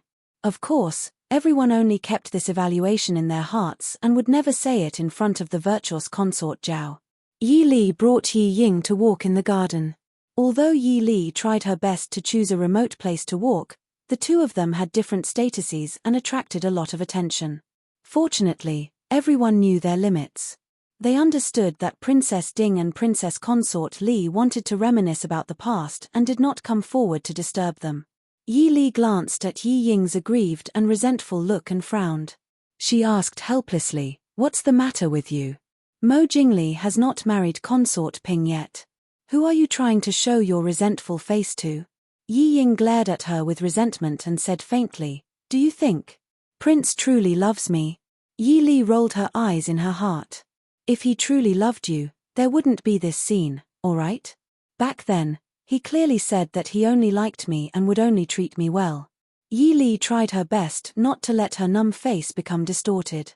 Her heart twitched when she imagined Mo Jingli's expressionless face expressing his feelings to Yi Ying. "Young lady, how good must your eyesight be in order to make yourself believe that he's sincere to you? You don't even need to show me any expression." "Why? Why has everything changed since we got married?" Yi Ying asked in a daze. Well, Yi Li felt that she was suddenly possessed by the Virgin Mary and wanted to comfort Yi Ying. "Isn't there a saying? Marriage is the grave of love. Since you're already lying in the grave, don't think about the past. The sooner you die, the sooner you can reincarnate. Love. Don't be silly. That's something beyond the grave." Yi Ying was stunned by her sudden strange words. She lowered her eyes and muttered in a daze, "Grave. I really shouldn't have gotten married." Yi Li only wanted to slap her own mouth. She continued to talk nonsense without changing her expression. Of course not. Men should get married when they're of age and women should get married when they're of age. Even if you don't go to this grave, you have to go to other graves. At least this one looks better, doesn't it? You see, these young ladies and young masters are all deeply affectionate before they get married. But have you read any novels about what happens after those scholars and beauties get married? Yi Ying was stunned and shook her head. Yi Li said with a straight face, "That's right. Before marriage, both parties are in love with each other and have special feelings for each other. After marriage, there will be daily necessities. Don't be sad. At least 99% of the people in the capital live like this. No one will laugh at you." Yi Ying stared at Yi Li strangely, as if she never knew her. After a long time, she said unwillingly, "Why aren't you like this? There are only you and Prince Ding in the Ding Palace."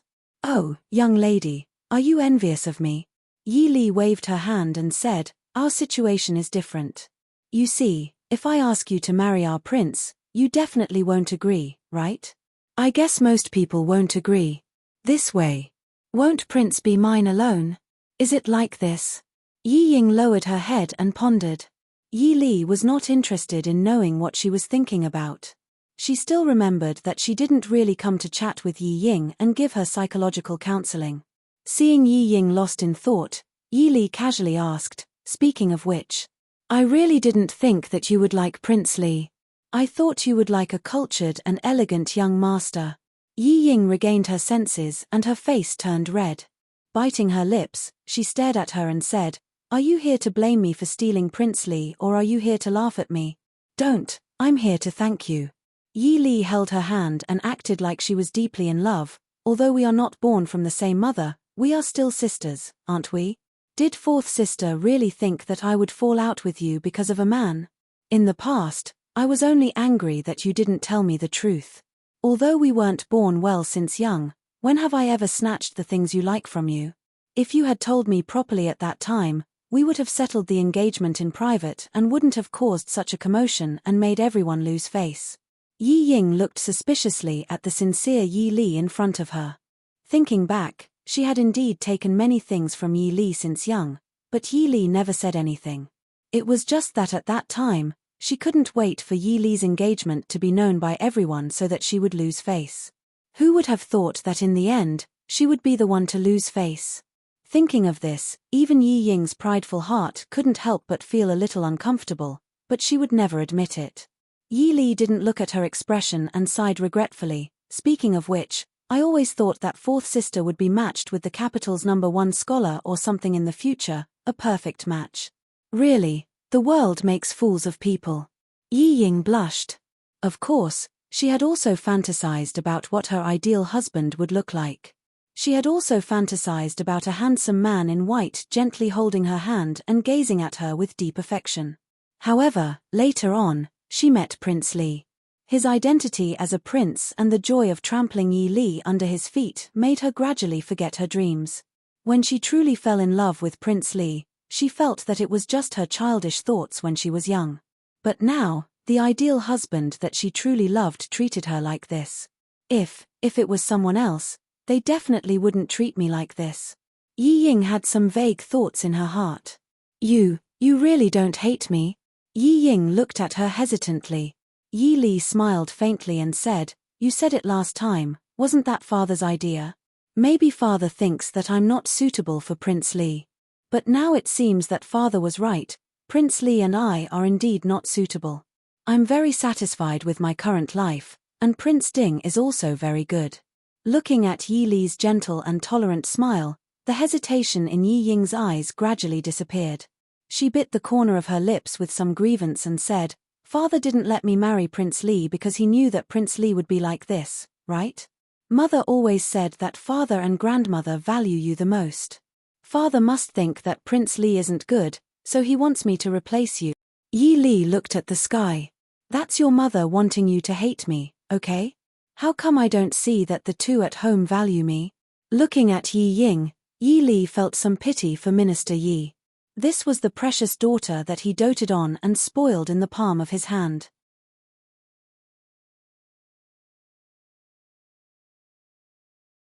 Chapter 119.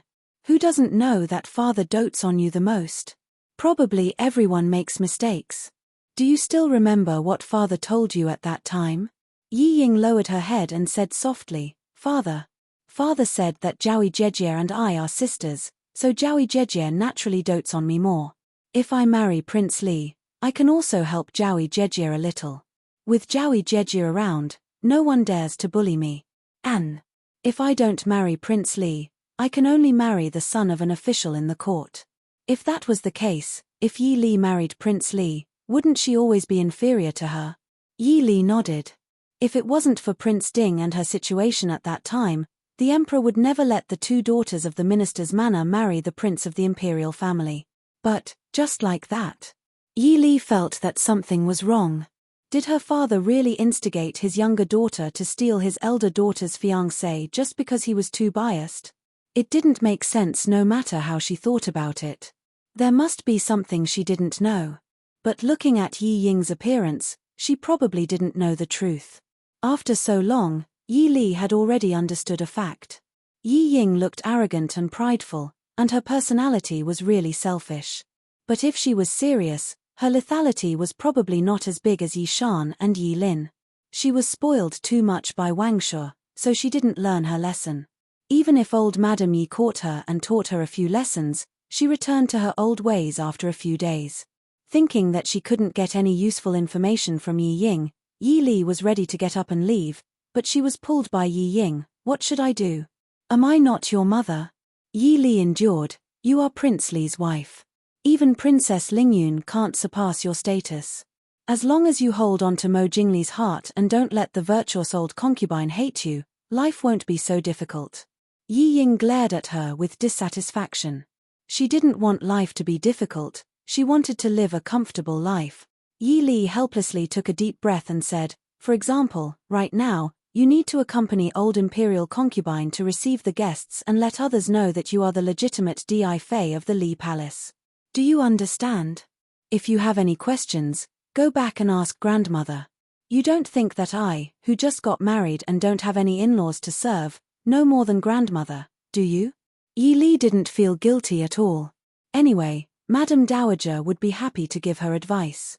But if you are unhappy, you can write to me. If there's anything you don't understand, I can help you secretly. After all, we are sisters, aren't we? So, if there's anything going on in the Yi family or the Li palace, you must tell me secretly. After coaxing Yi Ying away, Yi Li let out a long sigh of relief. After chatting with Yi Ying for so long, she didn't get anything out of her. Young Master Feng-san, come out if you've heard enough. Yi Li said lightly as she glanced at the treetops on the side. Ha ha. The luxuriant treetops were pushed aside, revealing a gorgeous red robe. Princess Ding, we meet again. It's a pleasure to meet you. But, how did Princess Consort know it was this one? Yi Li glanced at him with a wooden expression. If young Master Feng-san doesn't dress so brightly and dazzlingly, and makes himself so fragrant. Fragrant. Feng Jiao raised the corner of his eye and raised his sleeve to smell. How could Su Hezhai's newest and most elegant magnolia fragrance be so fragrant? Wasn't it because he couldn't smell it when he got close?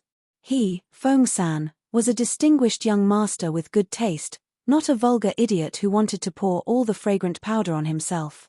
Looking at Feng Jiao's stiff and unsightly face, Yi Li lowered her eyebrows and smiled faintly. Feng Jiao inspected his appearance and found that there was nothing that damaged his image as an elegant young master. Then, he attributed his exposure to Yi Li accidentally seeing the corner of his robe. With an intoxicated and narcissistic smile, he said, I didn't expect Princess Consort to be so concerned about this one. You could guess this one's identity just by seeing a small corner of my robe. It's really an honor. Young Master Feng-san. Yi Li raised her head and smiled. Didn't anyone teach you that you shouldn't play with your friend's wife? Or, should I pass on your words to the prince? Also, the reason why I'm sure it's young Master Feng-san is because in the entire capital, other than the bridegroom, no other man would dress so coquettishly.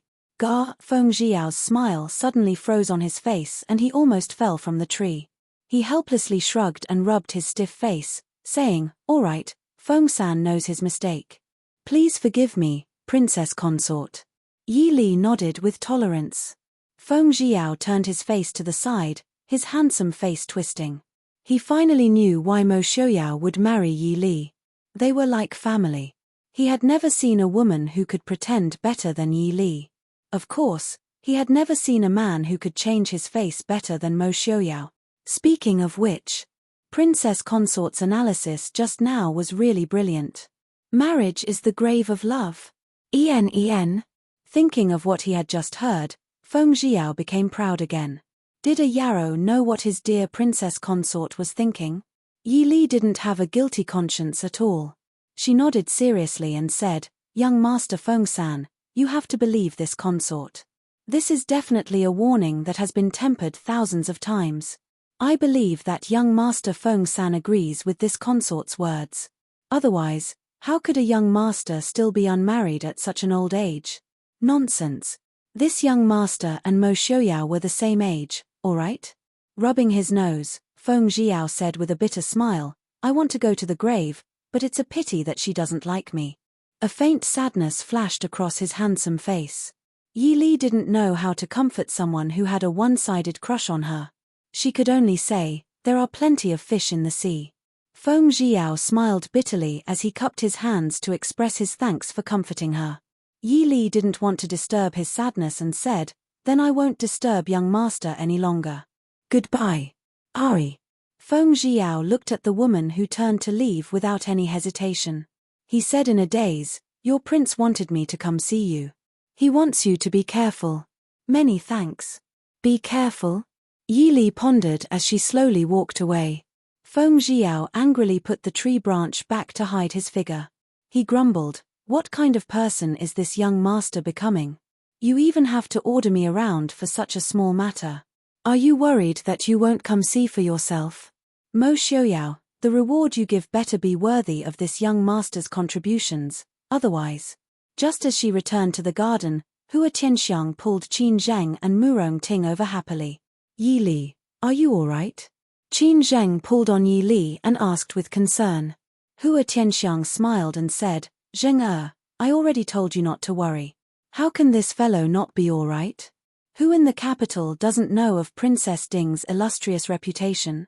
She can make the Xiling princess squat on the ground and cry just by scaring her. Li Li, good job. Murong Ting patted Yi Li's shoulder and praised loudly. She was also very regretful. It's a pity that this young lady didn't see what happened that day. Li Li, let's compete in archery when we have time. Yi Li waved her hand and said with a smile, no need, I'm just scaring a little girl. I don't dare to compete in swordsmanship with General Murong's beloved daughter. Wouldn't that be showing off in front of an expert? Murong Ting didn't buy it. Mph, this young lady doesn't believe it. In short, we must compete.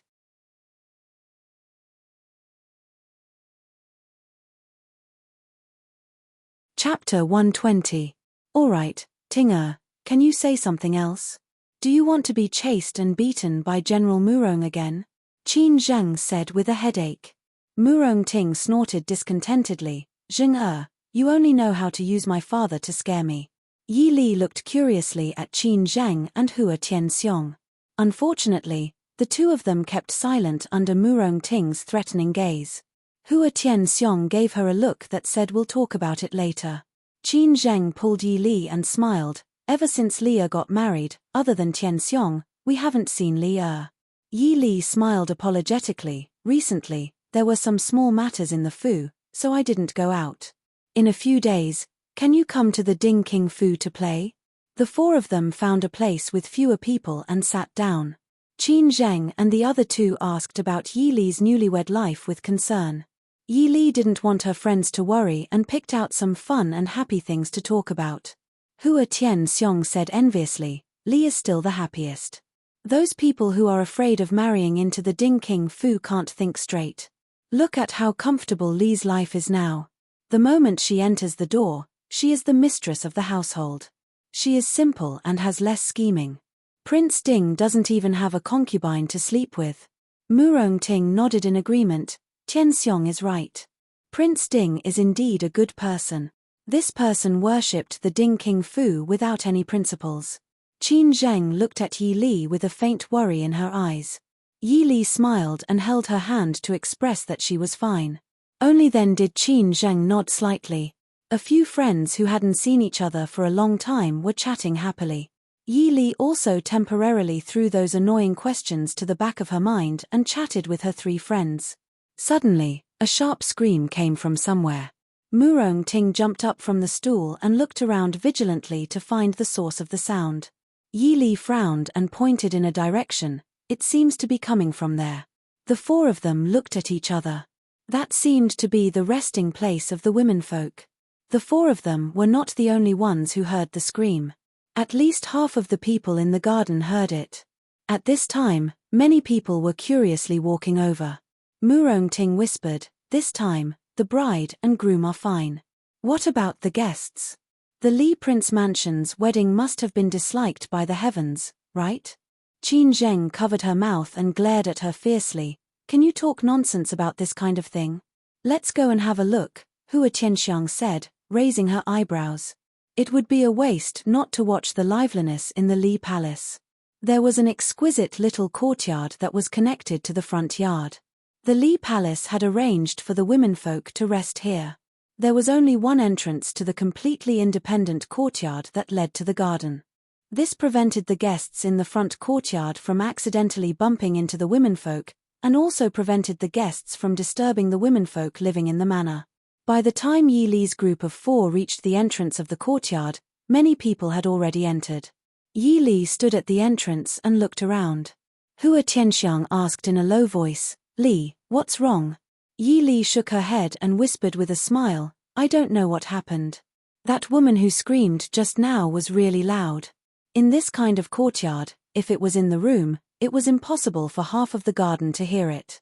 Therefore, the biggest possibility was that someone deliberately stood in the courtyard and screamed to attract people over. Let's go to the back. There's no need to rush to watch the liveliness, Yi Li whispered. Hua Tianxiong looked at her in confusion. Although she did not know why she said this, she did not object. Instead, he and Qin Zheng grabbed Murong Ting, who wanted to rush forward, from the left and the right. Heavens, how could this be? As soon as they stepped into the reception pavilion, they saw two girls come out in a panic with red faces. One of them said, "Quickly send someone to invite the virtuous consort." The four of them looked at each other. Something really happened. Murongting said, "Zheng you wait outside. I'll go in and take a look first." Yi Li grabbed her and said calmly, "Murong, you accompany Zheng and Tianxiang. I'll go in and take a look." Seeing the two girls' faces as red as apples, Yi Li could almost guess what had happened inside. No matter what, she was a close person. If Murongting, an unmarried daughter, saw something she should not see, then it would not be good. Qin Zheng and Hua Tianxiang were also clever. They understood Yi Li's meaning after thinking about it. Hua Tianxiang said, "Why don't we wait?" There was no hurry to watch the liveliness. Yi Li shook her head. "I'll go and take a look first." She was most worried that Yi Ying, that idiot, did something she should not have done. And as Li Wangfei's sister, it was not right for her to stand by and do nothing at this time. "Don't worry, you wait here. The virtuous consort should be here soon."